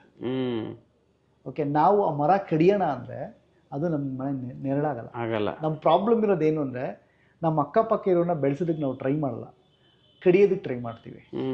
ಇದು ಇಂಡೈರೆಕ್ಟ್ಲಿ ಏನು ಗೊತ್ತಾ, ನಾನು ಕಡ್ಕೊತಿರೋದು, ನನ್ನ ಲೈಫ್ನ ಕಟ್ಕೊತಿರೋದು. ನೀವು ಬೆಳೆದ್ರಿ ಅಂದ್ಕೊಳ್ಳಿ, ಈಗ ನೀವು ನಾಳೆ ಎಲ್ಲೋ ಹೋದ್ರಿ ಸರ್, ಅಲ್ಲಿ ಯಾರೋ ಪ್ರೊಡ್ಯೂಸರ್ ಇದೆ, ಸ್ಕ್ರಿಪ್ಟ್ ಕೇಳ್ತಿದ್ದಾನೆ, ನಿಮ್ಮ ಈ 150 ಸಿನಿಮಾದಲ್ಲಿ ಬೆಸ್ಟ್ ಯಾರೋ ಒಂದು 5 ಜನ ಅನ್ಸಿಸ್ತಾರೆ. 5 ಜನ ಡೈರೆಕ್ಟ್ರಿಗೆ ಫೋನ್ ಮಾಡ್ತಾರೆ, ನೋಡಪ್ಪ ಯಾರೋ ಸ್ಕ್ರಿಪ್ಟ್ ಕೇಳ್ತಾರೆ, ಒಂದು ಟ್ರೈ ಮಾಡೋ. ನೀವು ಹೋಗಿ ಆಪೋಸಿಟ್ ಕೊಡ್ತಾರೆ ಅನ್ನೋ ಪ್ರಶ್ನೆ ಅಲ್ಲ, ಒಂದು ಕನೆಕ್ಟಿವಿಟಿ ಇದೆಯಲ್ಲ ಸರ್, ಒಂದು ಕಾಂಟ್ಯಾಕ್ಟ್. ಒಬ್ಬ ಆ್ಯಕ್ಟರ್ ಇನ್ನೊಬ್ಬನ ಡೈರೆಕ್ಟ್ ರೆಫರ್ ಮಾಡೋದು ಟ್ರಸ್ಟ್ ವರ್ತಿ. ಹೌದು. ಈಗ ನಾನು ನೀವು ಎಲ್ಲಿ ಬೇಕಾದ್ರೂ ಹೇಳ್ಬೋದು, ನಿಮ್ಮ ಮಾತು ನಡೆಯುತ್ತೆ, ಬಿಕಾಸ್ ಆಫ್ ಆ ಪವರ್ ಒಬ್ಬ ಆಕ್ಟ್ರಿಗೆ ಇರುತ್ತೆ. ಕರೆಕ್ಟ್. ಸಿ ಪಾಯಿಂಟ್ ಆಫ್ ವ್ಯೂಲಿ ಆ ಥರಕ್ಕೆ ಇನ್ನೊಂದು ಸ್ವಲ್ಪ ಜನಕ್ಕೆ ಜಾಬ್ ಕ್ರಿಯೇಟ್ ಆಗುತ್ತೆ, ಎಂಪ್ಲಾಯ್ಮೆಂಟ್ ಕ್ರಿಯೇಟ್ ಆಗುತ್ತೆ ನಿಜ ಅನ್ನೋದು. ಸೊ ಸಕ್ಸಸ್ಸು ಫೇಲ್ಯೂರ್ ಬಿಟ್ಟು ಇವತ್ತು ಯಾರಿಗಿದೆ ಸರ್, ಎಂಪ್ಲಾಯ್ಮೆಂಟ್ ಕೊಡೋನೇ ಕಿಂಗು ಸರ್. ಹೌದು. ಜಾಬ್ ಕೊಡೋನೇ ಕಿಂಗು, ಕೆಲಸ ಕೊಡೋನೇ ಕಿಂಗು. ಕೆಲಸ ಮಾಡೋನಲ್ಲ, ಕೆಲಸ ಕೊಡೋನು. ಇಲ್ಲ, ಇದು ತುಂಬ ದಿನದಿಂದ ಅನ್ಕೋತಾ ಇದ್ದೆ ನಾನು. ಅಂದರೆ ಪಿ ಆರ್ ಒ ಇಟ್ಕೊಂಡು ಮಾಡಬೇಕು ಅನ್ನೋದೆಲ್ಲ ಬರಲಿಲ್ಲ. ಬಟ್ ಯಾವುದಾದ್ರೂ ಅವಕಾಶ ಹೆಂಗೆ ಅದನ್ನು ಕನೆಕ್ಟ್ ಮಾಡ್ಕೊಳ್ಳೋದು ಬೇರೆ ಲ್ಯಾಂಗ್ವೇಜ್ಗೆ. ನಾವು 2 ಸಿನಿಮಾ ಮಾಡಿದೆ, ಅಲ್ಲಿ ಯಾವ್ದು ದೊಡ್ಡ ಕನೆಕ್ಷನ್ ಬೆಳೀಲಿಲ್ಲ. ಅಲ್ಲಿ ಅವ್ರದ್ದು ಬೇರೆ ಅವ್ರದ್ದು ಒಂದು ಸ್ಟ್ರಾಟಜಿನೋ ಸಿದ್ಧಾಂತನೋ ಇದೆ. ಅಂದರೆ ನೀವು ಇಲ್ಲೇ ಮನೆ ಮಾಡಿ ಇಲ್ಲೇ ಇರಿ ಅಂತ ಒಂದಷ್ಟು ಪ್ರೊಡ್ಯೂಸರ್ಸ್ ಹೇಳಿದ್ರು ನನಗೆ. ಸೊ ಈಸಿ ಆಗುತ್ತೆ ಕನೆಕ್ಟಿವಿಟಿ ನಿಮ್ಮ ಜೊತೆಗೆ. ನೀವು ಬೆಂಗಳೂರಿಂದ ಬರೋದು ಹೋಗೋದು ಅದು ಸ್ವಲ್ಪ ಕಷ್ಟ ಆಗುತ್ತೆ, ಆ ಥರದ್ದು ಒಂದಷ್ಟು ಮಾತು ಬಂತು. ಬಟ್ ಓಕೆ, ಅದಿಂದೇನು ತೊಂದರೆ ಅಲ್ಲ ಅನಿಸುತ್ತೆ. ನಾವು ಮ್ಯಾನೇಜ್ ಮಾಡೋದು ಅವಕಾಶ ಸಿಕ್ಕಿದಾಗ ಸಪ್ಲೈ ಮಾಡೋದು ಬಿಡಿ ಸರ್, ಮನೆ ಮಾಡೋದು ದೊಡ್ಡ ವಿಚಾರ. ಹಾಗೆ ಡಿಮ್ಯಾಂಡ್ ಕ್ರಿಯೇಟ್ ಆಗಲಿ. ಮೊನ್ನೆನೂ ಅಷ್ಟೇ, ಯಾವುದೋ ನೆಟ್ಫ್ಲಿಕ್ಸ್ ಕಡೆಯಿಂದ ಒಂದು ಫೋನ್ ಬಂತು. Okay super. ಯಾವುದೋ ಒಂದು ಮಾಮ್ಲಾ ಲೀಗಲ್ ಹೇ ಅಂತ, ಅದೇನೋ ಒಂದು ಸೀರಿಯಲ್ದು. ಅವರು ಆಡಿಷನ್ ಬೇಕು ನಿಮ್ಮದು ಒಂದು ಕ್ಯಾರೆಕ್ಟ್ರಿಗೆ ಅಂತ 3 ರೌಂಡು ಆಡಿಷನ್ ಎಲ್ಲ ಕೊಟ್ಟು, ನಾನು ರೆಗ್ಯುಲರ್ ಕ್ಯಾಮ್ರಾಮನ್ ಎಲ್ಲ ಕರೆಸಿ ಅದಕ್ಕೆ ಆಡಿಷನ್ಸ್ ಮಾಡಿಸಿ ಎಲ್ಲ ಹೋಯ್ತು 4ನೇ ರೌಂಡ್ಗೆ ಅಷ್ಟೊತ್ತಿಗೆ ಅದೇನೋ ಬೇರೆ ಥರ ಆಯಿತು, ಕಲರ್ ಎಲ್ಲ ಬೇರೆ ಥರ ಬೇಕಿತ್ತು, ಅಂದರೆ ಸ್ವಲ್ಪ ಬ್ಲ್ಯಾಕ್ ಇರೋರು ಬೇಕು ಓಕೆ ಓಕೆ ಓಕೆ ಅಂತೆಲ್ಲ. ಅಂದರೆ ಹುಡುಕ್ತಿದ್ದಾರೆ ಬೇರೆ ಲ್ಯಾಂಗ್ವೇಜ್ ಅವರು, ಹೌದು ಹೌದು ಹೌದು ನಾನು ಹೇಳೋದು. ಸರ್ ಆ್ಯಕ್ಚುಲಿ ಸೌತ್ ಆ್ಯಕ್ಟರ್ಸ್ಗೆ ಹಿಂದಿಲಿ ತುಂಬ ಬೇಡಿಕೆ ಇದೆ. ಅದು ಯಾರಿಗೂ ಗೊತ್ತಾಗ್ತಿಲ್ಲ, ಕೆಲವೊಬ್ರಿಗೆ ಗೊತ್ತು, ನಾವು ಪ್ರಾಪರ್ ವೇ ಗೊತ್ತಾಗ್ತಿಲ್ಲ. ಹೌದು ಹೌದು ಅನ್ನೋದು ಒಂದು ಪಾಯಿಂಟ್. ಆ್ಯಕ್ಟರ್ ತುಂಬ ಬೇಕು ಸರ್ ಆ್ಯಕ್ಚುಲಿ, ಎಸ್ಪೆಷಲಿ ನಿಮ್ಮಂಥ ಪ್ರಾಮಾಣಿಕರು ತುಂಬ ಜನಕ್ಕೆ ಬೇಕು ಆ್ಯಕ್ಚುಲಿ. ಯಾಕೆಂದರೆ ನಿಮಗೆ ಆ ಪೊಟೆನ್ಷಿಯಲಿಟಿ ಇದೆ, ಅದನ್ನು ನೀವು ಪಿ ಆರ್ ಮಾಡ್ಕೋಬೇಕಷ್ಟೆ, ನಿಮ್ಮ ಕೈಲಿದೆ. ಏಕೆಂದರೆ ಒಂದು ಇವಾಗ ನಿಮ್ಗೇನು ಒಂದು ವಿಸಿಟಿಂಗ್ ಕಾರ್ಡ್ ಇದೆ, ಒಂದು ವೆಬ್ಸೈಟ್ ಇದೆ, ಎಲ್ಲ ಇದೆ ನಿಮಗೆ. ಈಗ ನೀವು ಸುಮ್ಮನೆ ಪ್ರಚಾರ ಬೂಸ್ಟ್ ಮಾಡ್ಬೇಕು, ನೀವು ಬೂಸ್ಟ್ ಮಾಡ್ಕೋಬೇಕು, ಅದಾಗುತ್ತೆ ಸರ್. ಇದ್ರ ಮಧ್ಯೆ ಏನಾದರೂ ಟಿ ವಿ ಸೀರಿಯಲ್ ಹೋಗೋ ಮನಸ್ಸಿದೆಯಾ ಅಥವಾ ಇಲ್ಲ ಸದ್ಯಕ್ಕೆ ಬೇಡಪ್ಪ? ಇಲ್ಲ, ಇದು ಒಂಥರ ಗೊಂದಲ ಸರ್ ಯಾವಾಗಲೂ ನನಗೆ. ಸೀರಿಯಲ್ಗೆ ಹೋಗೋದಾ, ಸಿನಿಮಾದಲ್ಲೇ ಇರೋದಾ, ಸೀರಿಯಲ್ ಹೋಗಬಾರ್ದಾ, ಈ ಪ್ರಶ್ನೆ ನನಗೆ ಬರ್ತಾ ಇರುತ್ತೆ. ಜನನೂ ಒಂದಷ್ಟು ಸುತ್ತಮುತ್ತಲವರು ನನಗೆ ಫೀಡ್ ಮಾಡ್ತಾ ಇರ್ತಾರೆ. ಒಟ್ಟಾರೆಯಾಗಿ ನಾನು ತಿಳ್ಕೊಂಡಿದ್ದು, ಎಲ್ಲೇ ಹೋಗ್ಲಿ ಕಲಾವಿದನಿಗೆ ಯಾವುದು ಆ್ಯಕ್ಟ್ ಮಾಡ್ಬೇಕು ಸರ್. ನೀವು ಸಿನಿಮಾ ಆಗಲಿ ಸೀರಿಯಲ್ ಆಗಲಿ, ಸೀರಿಯಲ್ ಚಿಕ್ಕದು ಅಥವಾ ಸಿನಿಮಾ ದೊಡ್ಡದು, ಆ ಒಂದು ಭೇದ ಭಾವ ಬೇಡ ಅಂತ. ಬಟ್ ಆ್ಯಸ್ ಎ ಆ್ಯಕ್ಟರ್ ಒಂದು ಕಡೆ ತೊಡಗಿಸ್ಕೊಂಡಿದ್ದೀನಿ ನಾನು ಅಂದರೆ ಅಲ್ಲೇ ಇರು ನೀನು ಅನ್ನೋ ಥರ ನನಗನ್ಸುತ್ತೆ. ಹೌದು, ಸಿನಿಮಾದಲ್ಲೇ ಇರು, ಸೀರಿಯಲ್ಲೇ ಇರು, ಅಥವಾ ರಂಗಭೂಮಿ ಮಾತ್ರ ಮಾಡ್ತೀಯ ಅದೇ ಮಾಡು. ಅಲ್ಲೂ ಕಾಲಿಟ್ಕೊಂಡು ಇಲ್ಲೂ ಬಂದು ಅವ್ರಿಗೂ ಸರಿಯಾಗಿ ಡೇಟ್ ಮ್ಯಾಚ್ ಮಾಡಿದೆ, ಇವ್ರಿಗೂ ತೊಂದರೆ ಕೊಟ್ಟು ನನ್ನ ಈಗಿನ ಈ ಸ್ಥಿತಿ ಗೊಂದಲ ಮಾಡಿಕೊಂಡು ಒದ್ದಾಡ್ಕೊಳ್ಳೋ ಬದಲು ಆಯಿತು ಫುಲ್ ಇದರಲ್ಲಿ ನೀನು ಸೀರಿಯಲ್ಗೆ ಹೋಗ್ತೀಯ, ಅಲ್ಲೇ ಇದ್ಬಿಡು ಅಂತ ನನ್ಗನ್ಸೋದು. ಆದರೆ ಕೆಲವ್ರು ಮ್ಯಾನೇಜ್ ಮಾಡ್ತಿದ್ದಾರೆ ಸರ್, ಅದೇನು ಕಷ್ಟದಲ್ವೋ ಏನೋ ಗೊತ್ತಿಲ್ಲ. ನನಗೆ ಅದು ಭಯ. ಸೀರಿಯಲ್ ಹೋಗಬಾರ್ದು ಅಂತೇನಿಲ್ಲ ನನಗೆ, ಇಲ್ಲೇನೋ ತೊಂದರೆ ಆಗ್ಬಿಡುತ್ತೇನೋ. ಇಲ್ಲ, ನಿಮ್ಮ ಪಾಯಿಂಟ್ ನಾನು ಒಪ್ಕೊಂಡೆ. ಪ್ರೊಫೆಷನಾಲಿಟಿ ಬೇಕು ಸರ್, ಬೇಕು. ಕೆಲವರು ಕಾಟ ಕೊಟ್ಟಿದ್ದಾರೆ ಸರ್, ಈಗಲೂ ಕೊಡ್ತಾನೂ ಇದ್ದಾರೆ, ಅದು ಬೇರೆ ವಿಚಾರ. ಅಲ್ಲೂ ಸರಿಯಾಗಿ ಮಾಡಲ್ಲ, ಇಲ್ಲೂ ಸರಿಯಾಗಿ ಮಾಡಲ್ಲ. ಹೌದು, ಇಲ್ಲೂ ಡಬ್ಬಿಂಗ್ ಬಂದರೆ ಅಲ್ಲಿ ಇನ್ನೊಂದು ಪಿಕ್ಚರಲ್ಲಿ ಇರ್ತಾರೆ, ಇನ್ನೊಂದು ಸೀರಿಯಲಲ್ಲಿ ಇರ್ತಾರೆ. ಬಲು ಕೋಟ ಕೊಡು, ದಯವಿಟ್ಟು ಅದು ಯಾರಿಗೂ ತಪ್ಪೇ ಮಾಡೋದು. ಆ್ಯಕ್ಟ್ ಮಾಡಿಲ್ಲ ಅಂದ್ರೂ ಪರವಾಗಿಲ್ಲ ಸರ್, ಆ ತೊಂದರೆ ಮಾತಾಡ್ಕೊಳ್ಬೋದು. ಹೌದು, ಇಲ್ಲ ಸೀರಿಯಲ್ ಮಾಡಬೇಕು ಅಂತಿದೆ, ಅದು ಯಾವಾಗ ಗೊತ್ತಿಲ್ಲ. ಬಟ್ ಸಾಕಷ್ಟು ಆಫರ್ಸ್ ಬಂದಿದ್ದಾವೆ. ಸದ್ಯಕ್ಕೆ ಸಿನಿಮಾ ನೋಡ್ಕೋಣ ಮುಂದೆ ಯೋಚನೆ ಮಾಡ್ತಾ ಇದ್ದೆ. Your family is very happy? ಖಂಡಿತ ಖುಷಿಯಾಗಿದೆ. ಊರಲ್ಲಿ ಎಲ್ಲ ಚೆನ್ನಾಗಿದೆ. ಊರಿನವರು ಅದೇ, ನೀವು ಊರಲ್ಲಿ ಅಂದ ತಕ್ಷಣ ನಮ್ಮ ರಾಮನಕೊಪ್ಪದಲ್ಲಿ ಕಂಬಾರಡಿ ಅವರು, ಅವರೆಲ್ಲ ನನಗೆ ಯಾವತ್ತೂ ಸಪೋರ್ಟಿವ್. ಅಂದರೆ ಊರಿನ ಜನ ನಮ್ಮನ್ನು ಮೆಚ್ಕೋಬೇಕಂತೆ ಮೇಯ್ನು.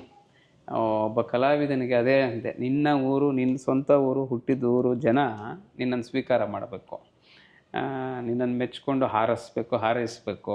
ಅವಾಗಲೇ ಒಬ್ಬ ನಟನಿಗೆ ಖುಷಿ ಕೊಡುವಂಥದ್ದು ಅಂತ ನನಗೆ. ಆ ನಿಟ್ಟಿನಲ್ಲಿ ಊರಿಗೆ ದೊಡ್ಡ ಪ್ರಚಾರ ಆಗದೆ ಇರ್ಬೋದು, ಒಂದಷ್ಟು ಜನಕ್ಕೆ ಗೊತ್ತಾಗಿದೆ ನಾನೊಬ್ಬ ನಟ ಅನ್ನೋದು. ಅಲ್ಲಿ ಜನದ್ದು ಸಿನಿಮಾ ನೋಡುವ ಸಂಖ್ಯೆ ಎಷ್ಟಿದೆ ಅನ್ನೋದ್ರ ಮೇಲೆ ಡಿಪೆಂಡ್ ಆಗುತ್ತೆ. ಸೊ ಸಿನಿಮಾ ನೋಡಿದವರಿಗೆಲ್ಲ ಒಂದಷ್ಟು ಗೊತ್ತಿದೆ ಆ್ಯಕ್ಟರ್ ಅಂತ. ಹಾಗಾಗಿ ನಮ್ಮ ರಿಲೇಟಿವ್ಸ್ ಇರ್ಬೋದು, ಬಂಧುಗಳಿರ್ಬೋದು, ಅವರೆಲ್ಲ ಪ್ರತಿ ಮೆಸೇಜಲ್ಲಿ ಆಗಿರ್ಬೋದು, ಸಿಕ್ಕದಾಗಿರ್ಬೋದು, ಫೋನ್ ಮಾಡಿರ್ಬೋದು, ಸಪೋರ್ಟ್ ಮಾಡ್ತಿದ್ದಾರೆ. ಹಾಗಾಗಿ ಭಾಳ ಹೆಮ್ಮೆ ಅನಿಸುತ್ತೆ, ನನಗೂ ಖುಷಿ ಇದೆ. ಓಕೆ ಸರ್, ಮಕ್ಕಳು ಏನು ಮಾಡ್ತಾರೆ? ನನಗೆ ಮಗ ಒಬ್ಬನೇ ಮಗ. ಅವನು ಈಗ ಇಂಜಿನಿಯರಿಂಗ್ ಮುಗಿಸಿದ್ದಾನೆ, BA ಆಯಿತು, ಇಲ್ಲಿ BNMET ಕಾಲೇಜು ಮುಗಿಸ್ದ. ಅವನು ಈಗ ವೀಸಾ ಕಾಯ್ತಾ ಇದ್ದಾನೆ, ಸಿಕ್ಕಿದ್ರೆ MS-ಗೆ US-ಗೆ ಹೋಗ್ತಾನೆ. ಸೆಳೆತಾ ಇದೆಯಾ ಸರ್? ಅವನು ಆ್ಯಕ್ಚುಲಿ ಒಳ್ಳೆ ಡ್ಯಾನ್ಸರು, ಜೊತೆಗೆ ಸಾಂಗ್ಸ್ ಎಲ್ಲ ಹೇಳ್ತಾನೆ, ಹಾಡು ಹೇಳ್ತಾನೆ ಚೆನ್ನಾಗಿ. ಅಂದರೆ ರೆಗ್ಯುಲರ್ ಸಿಂಗರ್ ಅಲ್ಲ, ಬಟ್ ಒಂದು ಮಟ್ಟಕ್ಕೆ ಪರವಾಗಿಲ್ಲ, ಹಾಬಿ ಥರ. ಡ್ಯಾನ್ಸ್ ಅಂತೂ ಅದ್ಭುತವಾಗಿ ಮಾಡ್ತಾನೆ. ಸುಮಾರು ಒಂದು 6 ತಿಂಗಳೇನೋ ಕ್ಲಾಸ್ಗೆ ಹೋದ, ಫಿಲ್ಮಿ ಸ್ಟೈಲ್ದೆಲ್ಲ ಕೆಲಸ ಮಾಡ್ತಾನೆ. ಅವನಿಗೆ ಅದು ಇಷ್ಟ. ಬಟ್ ಆ್ಯಸ್ ಎನ್ ಆ್ಯಕ್ಟರ್ ಅವನಿಗೆ ಇಷ್ಟ ಇಲ್ಲ. ಅವನು ಆ್ಯಕ್ಚುಲಿ ನ್ಯಾಷನಲ್ ಪ್ಲೇಯರ್ ಇದರಲ್ಲಿ, ಬ್ಯಾಡ್ಮಿಂಟನ್ನು ಕಾಲೇಜನ್ನೆಲ್ಲ ರೆಪ್ರೆಸೆಂಟ್ ಮಾಡಿದ್ದ. ಒಳ್ಳೆ ಪ್ಲೇಯರ್ ಅದು. ಅವನಿಗೆ ಸ್ಪೋರ್ಟ್ಸಲ್ಲಿ ಜಾಸ್ತಿ ಇಂಟ್ರೆಸ್ಟು. ಕ್ರಿಕೆಟು ಚೆನ್ನಾಗಿ ಆಡ್ತಾನೆ, ಇದು ಬ್ಯಾಡ್ಮಿಂಟನ್ ಅಂತೂ ತುಂಬ ಚೆನ್ನಾಗಿ ಆಡ್ತಾನೆ. ಆ ಆಟ ಚೆನ್ನಾಗಿ ಗೊತ್ತಿದೆ ಅವನಿಗೆ. ಅವನಿಗೆ ಈ ಕಡೆ ಅಷ್ಟು ಒಲವಿಲ್ಲ, ಬಟ್ ಒಳ್ಳೆ ಕ್ರಿಟಿಕ್ ಅವನು. ನನ್ನ ಪ್ರಕಾರ ವಿಮರ್ಶೆ ಚೆನ್ನಾಗಿ ಮಾಡ್ತಾನೆ. ಇನ್ನೊಂದು ಹೇಳ್ತೀನಿ ಸರ್, ಎಷ್ಟೋ ಫ್ಯಾಮಿಲಿಲಿ ಸಿನಿಮಾ ಹೇಟ್ ಮಾಡೋರು ಸಿನಿಮಾ ಹೀರೋ ಆಗ್ಬಿಟ್ಟಿದ್ದಾರೆ. ಹೌದು, ಡೆಸ್ಟಿನಿ ಅಂತ ಒಂದಿದೆ. ಆಮೇಲೆ ಇಂಡೈರೆಕ್ಟ್ಲಿ DNA ಇದೆಯಲ್ಲ, ಆಕ್ಟರ್ DNA, ಅದು ಎಲ್ಲೋ ಒಂದು ಕಡೆ ಯಾವುದೋ ಏಜಲ್ಲಿ ಇಮ್ಮಿಡಿಯೇಟ್ ಇದ್ದಕ್ಕಿದ್ದಂಗೆ ಎದ್ಬಿಟ್ಟು ಕೆಲಸ ಮಾಡ್ತಾ ಇರ್ತದೆ. ಓಹೋ ಇಲ್ಲ, ಗೊತ್ತಿಲ್ಲ, ಅವನು ಸದ್ಯಕ್ಕಂತೂ ಅವನು ಇಷ್ಟಪಡ್ತಿಲ್ಲ. ಬಟ್ ಒಂದು ಶೂಟಿಂಗ್ ಕರ್ಕೊಂಡು ಹೋಗಿದ್ದೆ, ಇದೆಲ್ಲೋ ಬೇಲೂರು ಹತ್ರ ಯಾವುದೋ ಸಿನಿಮಾ ಮರ್ತೋದೆ. ಅಲ್ಲಿ ಡೈರೆಕ್ಟ್ರು ಕಾರಲ್ಲಿ ಕೂತಿದ್ದೆ ನಾನು. ಇವ್ರು ಯಾರು ಅಂದ, ಮಗ ಅಂದೆ. ನಿಮ್ಮ ಮಗನಾ? ಹಾಂ ಹೌದು. ಬನ್ನಿ ಇಲ್ಲಿ ಅಂತ ಮಗನ ಕರೆದುಬಿಟ್ಟು, ಏನಪ್ಪ ನೀನು ಹೀರೋ ಮಾಡ್ಬಿಡ್ತೀನಿ ನಾನು ನಿನ್ನನ್ನು ಅಂತ ಶುರು ಮಾಡಿದ್ರು. ಅಂದರೆ ತಮಾಷೆಯಾಗಿ ಹೇಳಿದ್ರು, ಗೊತ್ತಿಲ್ಲ ಅವತ್ತಿಗೆ. ಆಮೇಲೆ 2-3 ಸತಿ ಫೋನ್ ಎಲ್ಲ ಮಾಡಿದ್ರು. ಸರ್ ಒಂದು ಕತೆ ಇದೆ, ನಿಮ್ಮ ಮಗಂಗೆ ಚೆನ್ನಾಗಾಗತ್ತೆ, ಅವ್ನು ಕರೆಕ್ಟ್ ಸೂಟ್ ಆಗ್ತಾನೆ ಹೇಗೆ ಅಂತ. ಆಮೇಲೆ ಇಲ್ಲ ಸರ್, ಅವನು ಓದಬೇಕು, ಇನ್ನು ಇಂಜಿನಿಯರಿಂಗ್ ಮುಗಿಸಿಲ್ಲ, ಎಜುಕೇಷನ್ ಕಂಪ್ಲೀಟ್ ಆಗಲಿ ಅಂತ ಅಂದಿದ್ದೆ. ಇವನನ್ನು ಕೇಳಿದೆ ಸುಮ್ಮನೆ. ಅವರು ಕೇಳಿದ್ರು ಅವತ್ತು, ಮಾಡ್ತೀನೋ ಅಂದರು. ಇಲ್ಲ ನನಗೆ ಇಂಟ್ರೆಸ್ಟ್ ಇಲ್ಲ ಅಂದ. ಆದರೆ ಮುಂದೆ ಅವಕಾಶಗಳು ಗೊತ್ತಿಲ್ಲ, ಅದು ಯಾವ ಥರ ಅದನ್ನ ಡೆಸ್ಟಿನಿ ಅಂತ ಹೇಳ್ಬಿಡ್ತೀನಿ, ಇಲ್ಲ DNA ಅಂತ ಹೇಳ್ಬಿಡ್ತೀನಿ. ಡೆಸ್ಟಿನಿ ತಪ್ಪಿಸ್ಕೊಳಕ್ಕೆ ಆಗಲ್ಲ ಸರ್. ಅದೇ ಇಷ್ಟ ಇಲ್ಲ ಅಂದ್ರೂ ಕರ್ಸಿ ಮಾಡಿಸುತ್ತೆ. ಹೌದು ಹೌದು ಹೌದು.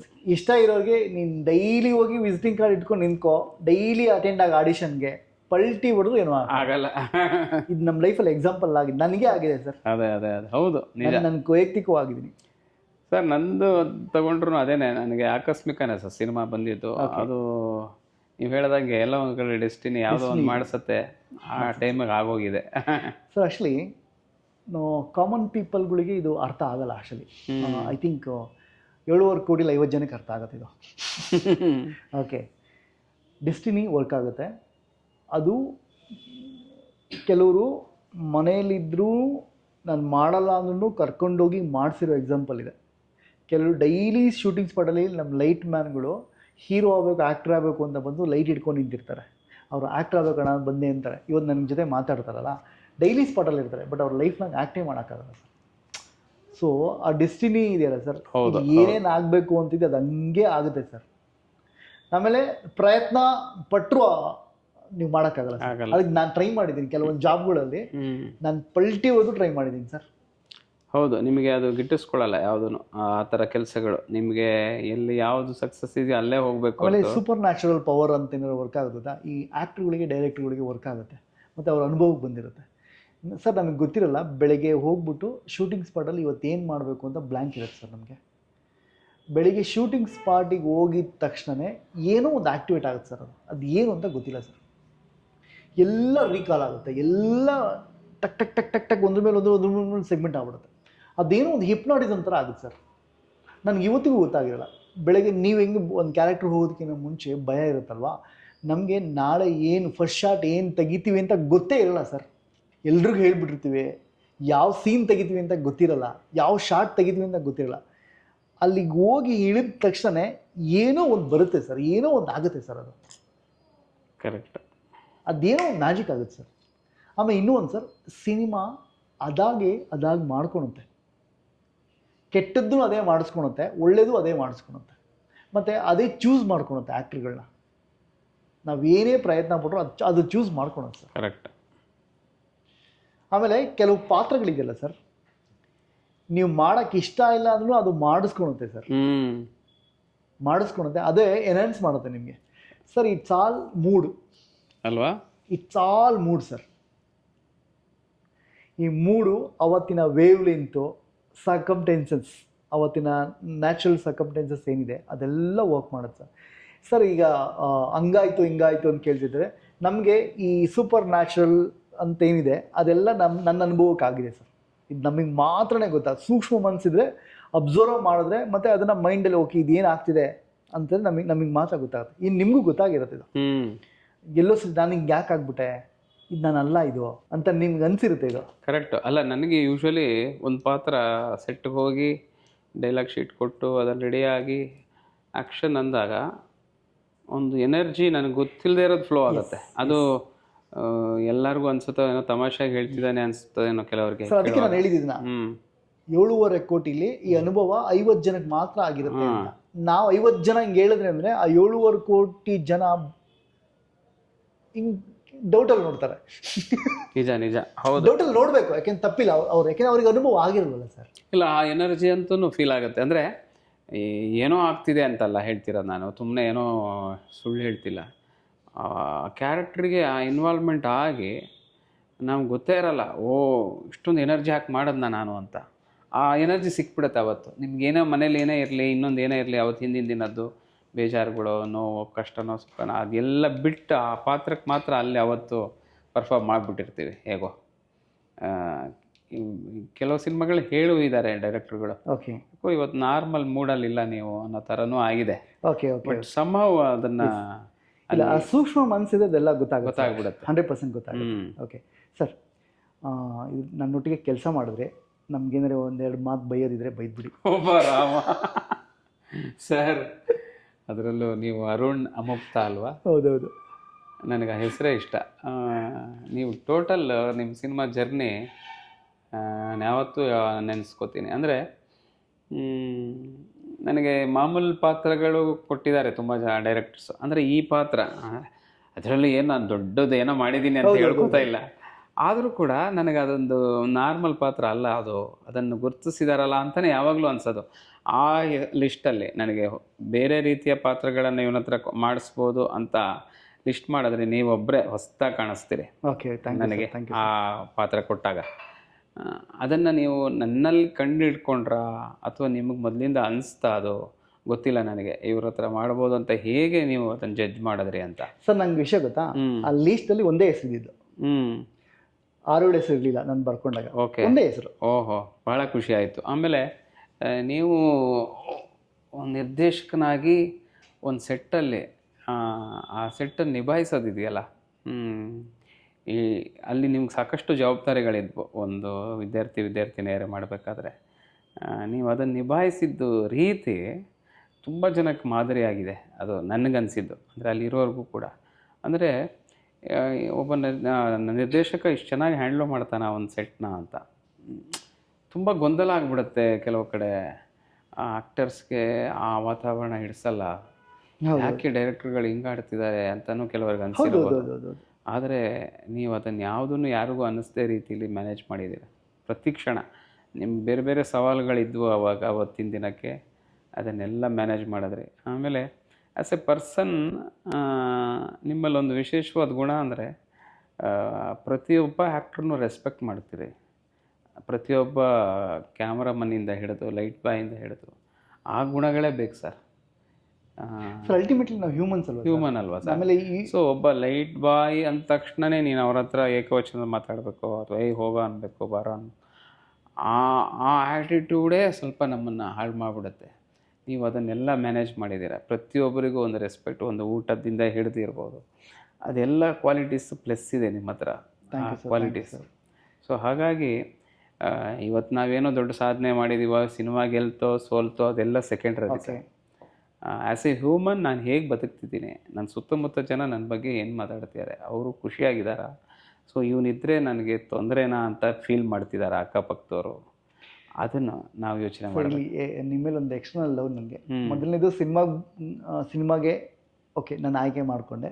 ಎರಡನೇದು ಓಕೆ ಇಂಟರ್ವ್ಯೂ ಮಾಡಬೇಕು ಅಂತ ಅಂದ್ಕೊಂಡಾಗ okay as a actor maybe ನನ್ನ ಚಾನಲಲ್ಲಿ ಫಸ್ಟ್ ನಿಂದೆ ಅನಿಸುತ್ತೆ ನಾನು ಆ್ಯಕ್ಟ್ರನ್ನ ಮಾಡ್ತಿರೋದು. ಓ ಹೌದಾ? ಆ್ಯಕ್ಟ್ರನ್ನ ಯಾರು ಮಾಡಿ, ಬರೀ ಟೆಕ್ನಿಷಿಯನ್ಸ್ನ ಮಾಡಿದ್ದೀನಿ ನಾನು. ಆ್ಯಕ್ಚುಲಿ ಆ್ಯಕ್ಟ್ರನ್ನ ನಾನು ಯಾರು ಮಾಡಿ ಅಂದರೆ ಸಪೋರ್ಟಿಂಗ್ ಸೆಗ್ಮೆಂಟಲ್ಲಿ ನಾನು ಫಸ್ಟು ನಾನು ಮಾಡಿರೋದು. ಅದು ನನಗೇನೋ ಖುಷಿ. ಆಮೇಲೆ ಇನ್ನೊಂದು ನನಗೆ ಇನ್ನೂ ತುಂಬ ಜ್ಞಾಪಕ ಇದೆ. ಆ್ಯಕ್ಚುಲಿ ಶೂಟಿಂಗ್ ಎಲ್ಲ ಎಂಟು ಲಾಸ್ಟ್ ಡೇ ನೀವು ಮದುಮಗನ ಡ್ರೆಸ್ ಹಾಕಿದ್ರಿ, white and white. Correct.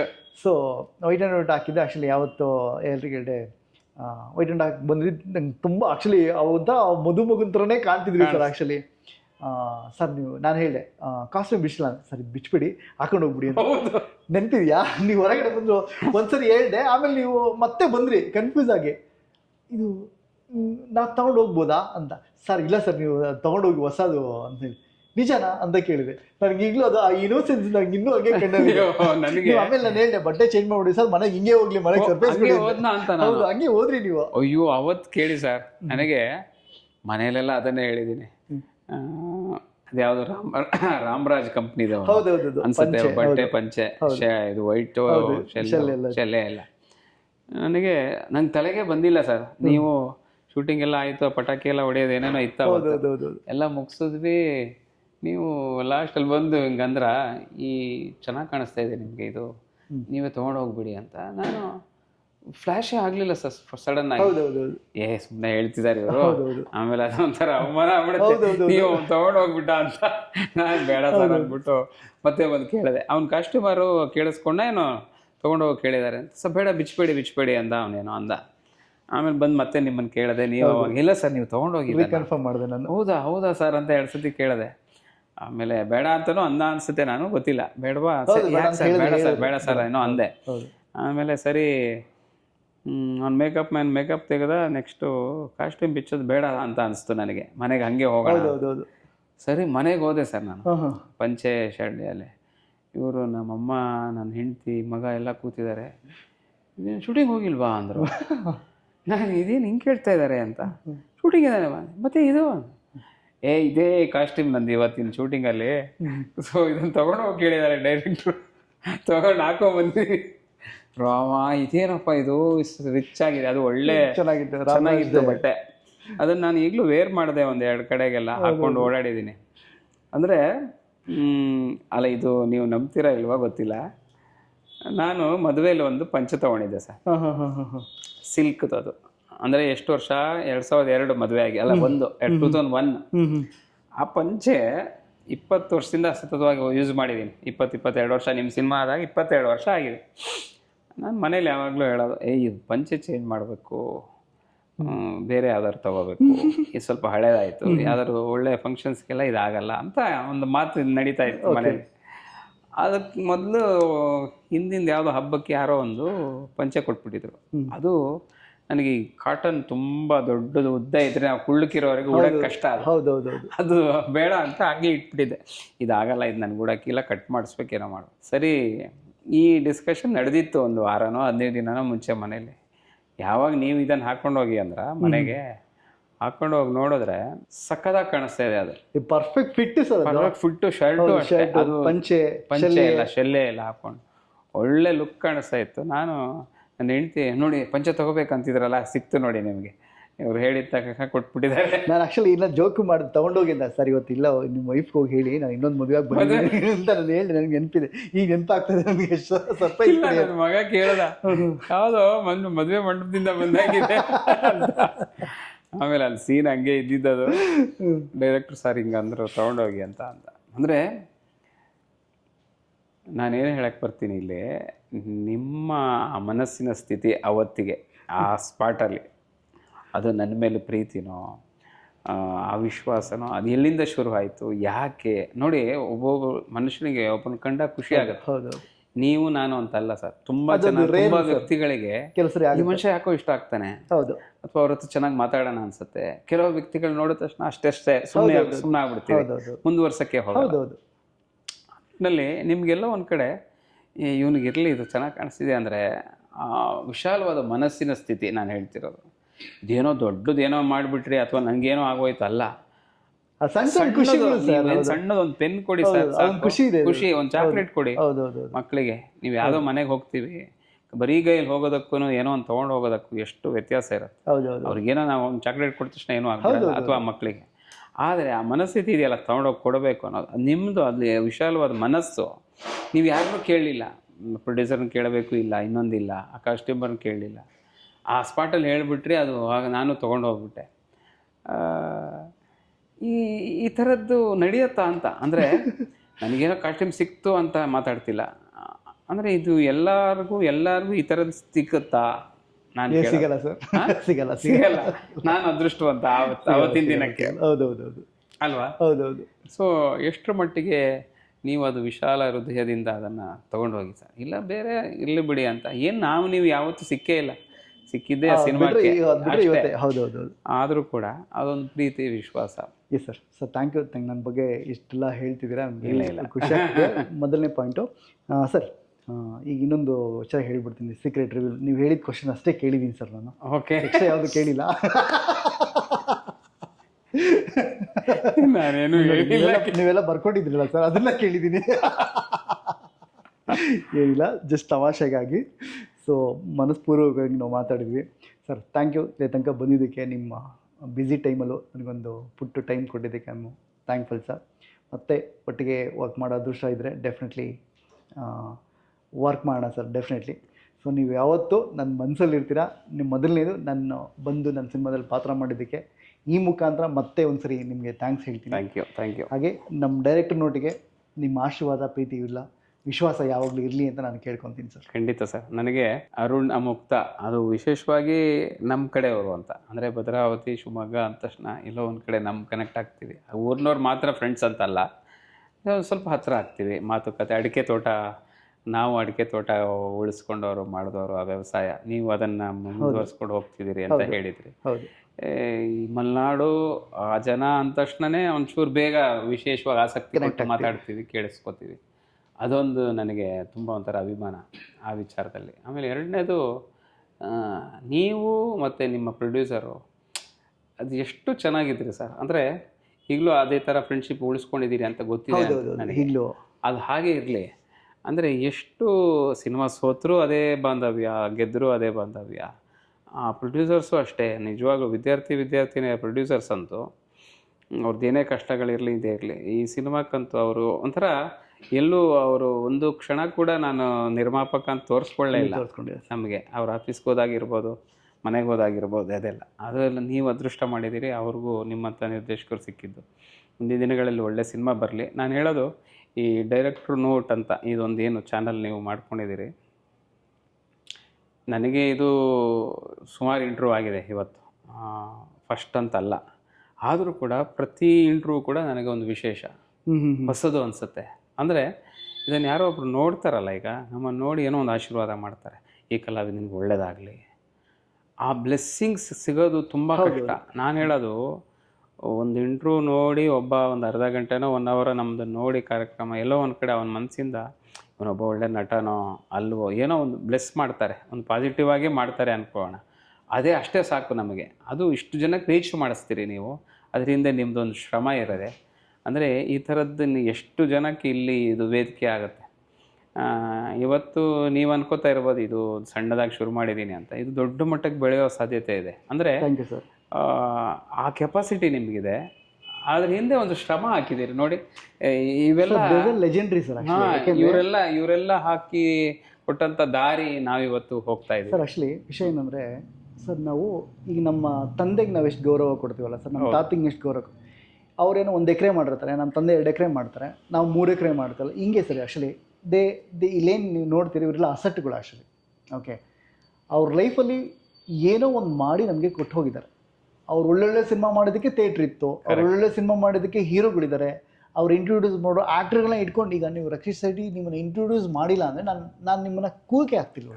Correct. ಇಲ್ಲ ಅದು ನಿಜ. ಕರೆಕ್ಟ್ ಅಲ್ವಾ ಸರ್?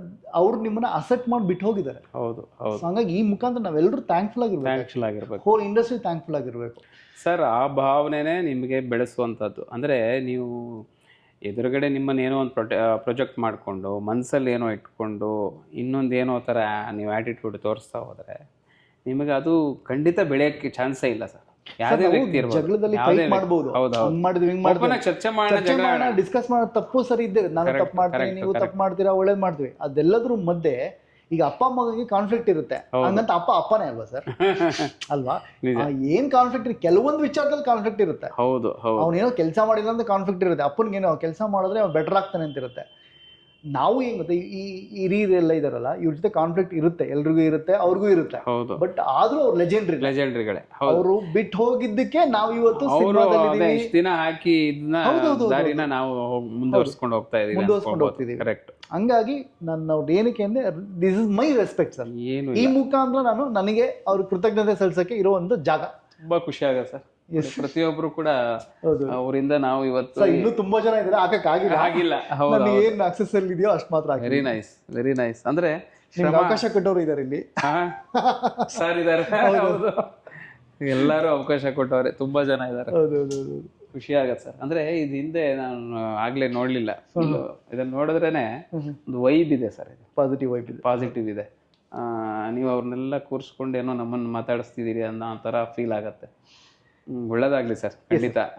ಹೀಗೆ ಅಂದರೆ ಮೊನ್ನೆ ಯಾವುದೋ ಒಂದು ಇಂಟರ್ವ್ಯೂ ನೋಡಿದೆ, ಮಾಸ್ಟರ್ ಆನಂದ್ ಅವ್ರದ್ದು, ತುಂಬ ಚೆನ್ನಾಗಿದೆ. ರ್ಯಾಪಿಡ್ ಜಸ್ಟ್ ಕ್ಯೂರಿಯಸ್ ಅಂತ. ಅದರಲ್ಲಿ ಅವರು ಒಂದು ಮಾತು ಹೇಳ್ತಾರೆ, ಏನೋ 20-20-60 ಅಂತ ಒಂದು ಫಾರ್ಮುಲಾ ಹೇಳ್ತಾರೆ ಅವರು. ಅಂದರೆ 20% ಜನ ನೀನು ಏನೇ ಮಾಡು ನಿನ್ನನ್ನು ಇಷ್ಟಪಡ್ತಾರೆ, ನೀನು ಕೆಟ್ಟದೇ ಮಾಡು ಒಳ್ಳೆಯದೇ ಮಾಡು ನಿನ್ನನ್ನು ಬಿಟ್ಟು ಹೋಗಲ್ಲ. ಇನ್ನು 20% ಜನ ನೀನು ಏನೇ ಮಾಡು ನೀನನ್ನು ಹೇಟ್ ಮಾಡ್ತಾರೆ. ನೀನು ಒಳ್ಳೆಯದೇ ಮಾಡಿರು, Haters. ಚೆನ್ನಾಗೇ ಮಾಡಿರು, haters. ಅವ್ರು ಹೇಟರ್ಸ್ 20-40. ಇನ್ನು 60 ನೀನು ಒಳ್ಳೇದಾಯಿತು, ನಿನ್ನ ಹೆಸರು ಚೆನ್ನಾಗಾಯಿತು ಅಂದರೆ ನಿನ್ನ ಜೊತೆಗೆ ಬರ್ತಾರೆ. ನಿನ್ನ ಹಾಳಾಯಿತು ಅಂದರೆ ನಿನ್ನನ್ನು ಬಿಟ್ಟು ಹೊರಟೋಗ್ತಾ ಇರ್ತಾರೆ ಅವರು 60% ಜನ. ಆ ಥರದವ್ರು ಜಾಸ್ತಿ. ಹಾಗಿದೆಯಂತೆ ಆ್ಯಕ್ಚುಲಿ ಹೌದು ಹೌದು ನಮ್ಮ ಸುತ್ತಮುತ್ತ ಇರೋರು ಹಾಗೆ ಅಂತ ಆನಂದ್ ಅವ್ರು ಹೇಳುವಂಥದ್ದು. ಹಾಗಾಗಿ ನಾವು 20% ಇದ್ದಾರೆ ಅಥವಾ ಇವರು 60% ನಾನು ಒಳ್ಳೆಯದಾಗಿ ಮಾತ್ರ ಬರ್ತಾರೆ, ನಾನು ಕೆಟ್ಟದ್ದೇ ಮಾಡೋಣ ಅಥವಾ ಒಳ್ಳೆಯದೇ ಮಾಡಬೇಕು, ಅದು ಯೋಚನೆ ನಿಮಗೆ ಬಿಟ್ಟಿದ್ದು. Yes sir. ನೀವು ಈ ಮಾಡೋ ಕೆಲಸನ 20% ಮಾತ್ರ ನಾನು ಲೈಕ್ ಮಾಡ್ತಾರೆ ಅಂದ್ಬಿಟ್ಟು ನಾನು ಬೇಡ ಬಿಡು ಕೆಟ್ಟದ್ದೇ ಮಾಡೋಣ ಅಲ್ಲ, ಅದಲ್ಲ. ನಿಮ್ಗೆ ನಾಳೆ ದಿನ 20%ನ ಜಾಸ್ತಿ ಮಾಡ್ಕೊಳ್ಳೋ ಥರ ನೀವು ನಿಮ್ಮ ಕೆಲಸದಲ್ಲಿ ಶ್ರದ್ಧೆ ತೋರಿಸ್ಬೇಕಾಗತ್ತೆ. ಸೊ ಈ ಥರದ್ದೊಂದಷ್ಟು ಥಿಯರಿ ಇದೆ ಇದರ ಹಿಂದೆ, ಸುಮ್ಮನೆ ನಡೀತಿಲ್ಲ. ನಾವು ಅನ್ಕೋತೀವಿ ಏನೋ ಆಗ್ತಿದೆ, ನಡೀತಾ ಇದೆ, ಸೈನ್ಸ್ ಇದೆ ಸರ್, ಅದರ ಹಿಂದೆ ತುಂಬ ದೊಡ್ಡದು. ಹೌದು ಎಲ್ಲ ಇದೆ. ಸೊ ಅದನ್ನು ನಾವು ಒಂದಷ್ಟು ಅರ್ಥಕೊಂಡಾಗ ನಟನಾಗಿ ಆಗಿರ್ಬೋದು, ನಿರ್ದೇಶಕನಾಗಿ ಆಗಿರ್ಬೋದು. ನನಗೆ ಇತ್ತೀಚೆಗೆ ಗೊತ್ತಾಗಿದೆ ಏನಂದ್ರೆ ದೊಡ್ಡವರ ಜೊತೆ ದಡ್ಡರಾಗಿ ಇರೋದು ಬ್ಯೂಟಿಫುಲ್ ಲೈಫ್. ಆಮೇಲೆ ಎಷ್ಟು ನಾವು ಇನ್ನೋಸೆನ್ಸ್ ಆಗ್ತೀವೋ ಅಷ್ಟು ನಾವು ಬೆಳಿತೀವಿ ಸರ್, ಬೆಳಿತೀವಿ. ಕರೆಕ್ಟ್. ಅದೊಂದು ವರ್ಡು ಇತ್ತೀಚೆಗೆ ಯಾಕೋ ಅನ್ಸಕ್ ಶುರುವಾಗಿದೆ. ನಿಜ ನಿಜ. ಆಮೇಲೆ ಗೊತ್ತು ಅನ್ನೋದಕ್ಕಿಂತ ಗೊತ್ತಿಲ್ಲ ಅನ್ನೋದು the beautiful talent. Correct correct. ಇಷ್ಟು ಈ ಇತ್ತೀಚೆಗೆ ನನಗೆ ಆಫ್ಟರ್ ವಿದ್ಯಾರ್ಥಿ ಆಗಕ್ಕೆ ಇಷ್ಟು ಗುಣಗಳು ಸಾಕು ಅಂತ ಅನ್ಸಿದೆ ಈಗ. Super super. ಕರೆಕ್ಟಾಗಿ ಹೇಳಿದ್ರೆ ನನಗನ್ಸುತ್ತೆ ನೀವು ಮುಂದೆ ಅವತ್ತು ಯಾವುದೋ ಒಂದು ಇಂಟರ್ವ್ಯೂ ವಿದ್ಯಾರ್ಥಿನಿಯರ ಇಂಟರ್ವ್ಯೂ ರಿಲೀಸ್ ಆದಮೇಲೆ ಒಂದು ವಾರಕ್ಕೆ ನಾನು ಇನ್ನು ಸಿನಿಮಾ ಮಾಡಲ್ಲ, ನನಗೆ ಸಾಕು, ಇದು ನಾನು ಅಂದ್ಕೊಂಡಿದ್ದು ಆಗಲಿಲ್ಲ ಅಂತ ಏನೋ ಒಂದು ಮಾತು ಹೇಳಿದರೆ ಅವತ್ತು ನನಗೆ ಈ ಮನುಷ್ಯ ಇಲ್ಲಿಗೆ ಯಾಕೋ ಈ ನಿರ್ಧಾರಕ್ಕೆ ಬಂದ್ರಲ್ಲ, ಇವರಿಂದ ಒಳ್ಳೆ ಸಿನಿಮಾಗಳು ಮಾಡೋ ಶಕ್ತಿ ಇದೆ, ಭಗವಂತ ಕೊಟ್ಟಿದ್ದಾನೆ, ನಾಲೆಡ್ಜ್ ಇದೆ, ಆಗಬೇಕಿತ್ತು, ಇವ್ರು ಯಾಕೋ ಸಡನ್ ಡಿಸಿಷನ್ ತೊಗೊಂಡ್ರ, ಅದನ್ನು ವಾಪಸ್ ತೊಗೋಬೇಕು ಅವರು, ಮತ್ತೆ ನಿರ್ದೇಶಕನಾಗಬೇಕು. ಯಾವತ್ತೂ ಚಕ್ರ ತಿರುಗ್ತಾನೆ ಇರುತ್ತಂತೆ. ಇವತ್ತು ನಾವು ಕನ್ನಡ ಚಿತ್ರರಂಗ ಎಲ್ಲೋ ನಮಗೆ ಬಿದ್ದಿದೆ, ಸಾಯ್ತಾ ಇದೆ, ಥಿಯೇಟ್ರು ಮುಚ್ತಾ ಇದೆ. ಇಲ್ಲ ಸರ್, ಅದಕ್ಕೊಂದು ಉತ್ತರ ಇದೆ. ನೆಕ್ಸ್ಟ್ ಅದು ತಿರುಗುತ್ತೆ, ಇನ್ನೊಂದೇನೋ ಒಂದು ಶೇಪ್ ತೊಗೊಳತ್ತೆ. ಏನೋಪ್ಪ ಇವನು ತುಂಬ ಇಷ್ಟೊಂದು ಆಪ್ಟಿಮಿಸ್ಟಿಕ್ ಆಗಿದ್ದಾನೆ ಅಂದರೆ ಎಲ್ಲದರಲ್ಲೂ ನಾವು ಸಕಾರಾತ್ಮಕವಾಗೇ ನೋಡಬೇಕು ಅಂತ ಹಿರಿಯರು ಹೇಳ್ತಾರೆ. ಆ ನಿಟ್ಟಿನಲ್ಲಿ ನಾನು ಯೋಚನೆ ಮಾಡ್ತಿರೋವಂಥದ್ದು. ಸೊ ನಿಮಗೆ ಅದನ್ನು ನಿಮ್ಮ ಡಿಶನ್ನು ಬದಲಾಯಿಸಿ ಅಂತ ನಾನು ಹೇಳ್ತೀನಿ. ಅಂದರೆ ನೀವು ಯೂಟ್ಯೂಬು ಚಾನಲ್ ಇದು ಓಪನ್ ಮಾಡಿದ್ದೀರಿ, ಇದು ಸಕ್ಸಸ್ ಅದರ ಪಾಡಿಗೆ ನಡೀತಾ ಇರತ್ತೆ, ಇನ್ನು ನಿಮ್ಮದು ಇದು ದೊಡ್ಡ ಮಟ್ಟದಲ್ಲಿ ಬೆಳೆಯುತ್ತೆ ಅಂತ ನನಗನ್ಸುತ್ತೆ. ಹಾಗೆ ನಿಮ್ಮ ಸಿನಿಮಾ ಹಿಂದಿನ ಶ್ರಮ ಅದನ್ನು ಮುಂದುವರಿಸಿ, ಆ ಸ್ಕ್ರಿಪ್ಟ್ ಮೇಕಿಂಗ್ ಇರ್ಬೋದು, ಅದ್ಭುತವಾದ ಒಂದು ಕಂಟೆಂಟ್ಗೆ ಸಿದ್ಧರಾಗಿ ನೀವು. ನಿಮಗೆ ಆದಂಥ ಪ್ರೊಡ್ಯೂಸರ್ಸ್ ಇದ್ದಾರೆ, ಆದರೂ ನೀವು ಅದನ್ನು ಸೈಡಿಗೆ ತಳ್ತಾ ಇದ್ದೀರಿ ಬೇಡ ಅಂತ. ಮುಕ್ತವಾಗಿ ಯೋಚನೆ ಮಾಡಿ, ಓಪನ್ ಆಗಿ ಡಿಸ್ಕಸ್ ಮಾಡಿ ಬನ್ನಿ. ಅದನ್ನು ಸಕ್ಸಸ್ ಮಾಡುವಂಥ ಬೇರೆ ಬೇರೆ ಸ್ಟ್ರಾಟಜಿಗಳಿದ್ದಾವೆ. ಹೌದು. ಸೊ ಅದನ್ನು ನಾವು ರೂಢಿಸ್ಕೊಂಡು ಜೋಡಿಸ್ಕೊಂಡು ಮಾಡ್ತಾ ಹೋದರೆ ಖಂಡಿತ ನಿಮಗೆ ಯಶಸ್ಸಿದೆ. ಆ ನಿಟ್ಟಿನಲ್ಲಿ ನೀವು ಪ್ರಯತ್ನ ಹಾಕಿ ಅಂತ ನನಗನ್ಸುತ್ತೆ. ಪ್ರಯತ್ನ ಹಾಕಬೇಕು, ನೀವು ಬಿಡಬೇಡಿ ಇಲ್ಲಿಗೆ. ಜೊತೆಗೆ ಈ ಚಾನಲ್ಲು ಇನ್ನಷ್ಟು ಜನಕ್ಕೆ ಇದು ವೇದಿಕೆ ಆಗಲಿ, ಅವರಿಗೆಲ್ಲ ಒಂದಷ್ಟು ಎಲ್ಲ ಫೋಕಸ್ ಆಗಲಿ, ಅವರು ತುಂಬ ಜನಕ್ಕೆ ರೀಚ್ ಆಗಲಿ. ಇದು ನೀವು ಕೂಡ ಅಷ್ಟೇ ಪ್ರೇಕ್ಷಕರು ನಮ್ಮನ್ನು ಬೆಳೆಸಿ ಅರುಣ್ ಅಮುಕ್ತ ಅವರ ಈ ಚಾನಲ್ ಡೈರೆಕ್ಟ್ರು ನೋಟ್ ಇದನ್ನು ಸಬ್ಸ್ಕ್ರೈಬ್ ಮಾಡಿ, ಲೈಕ್ ಮಾಡಿ ಅಂತ ಈ ಮೂಲಕ ಕೇಳ್ಕೊಳ್ತೀನಿ. ಒಳ್ಳೆಯದಾಗಲಿ. Thank you sir. Thank you so much. ಧನ್ಯವಾದ.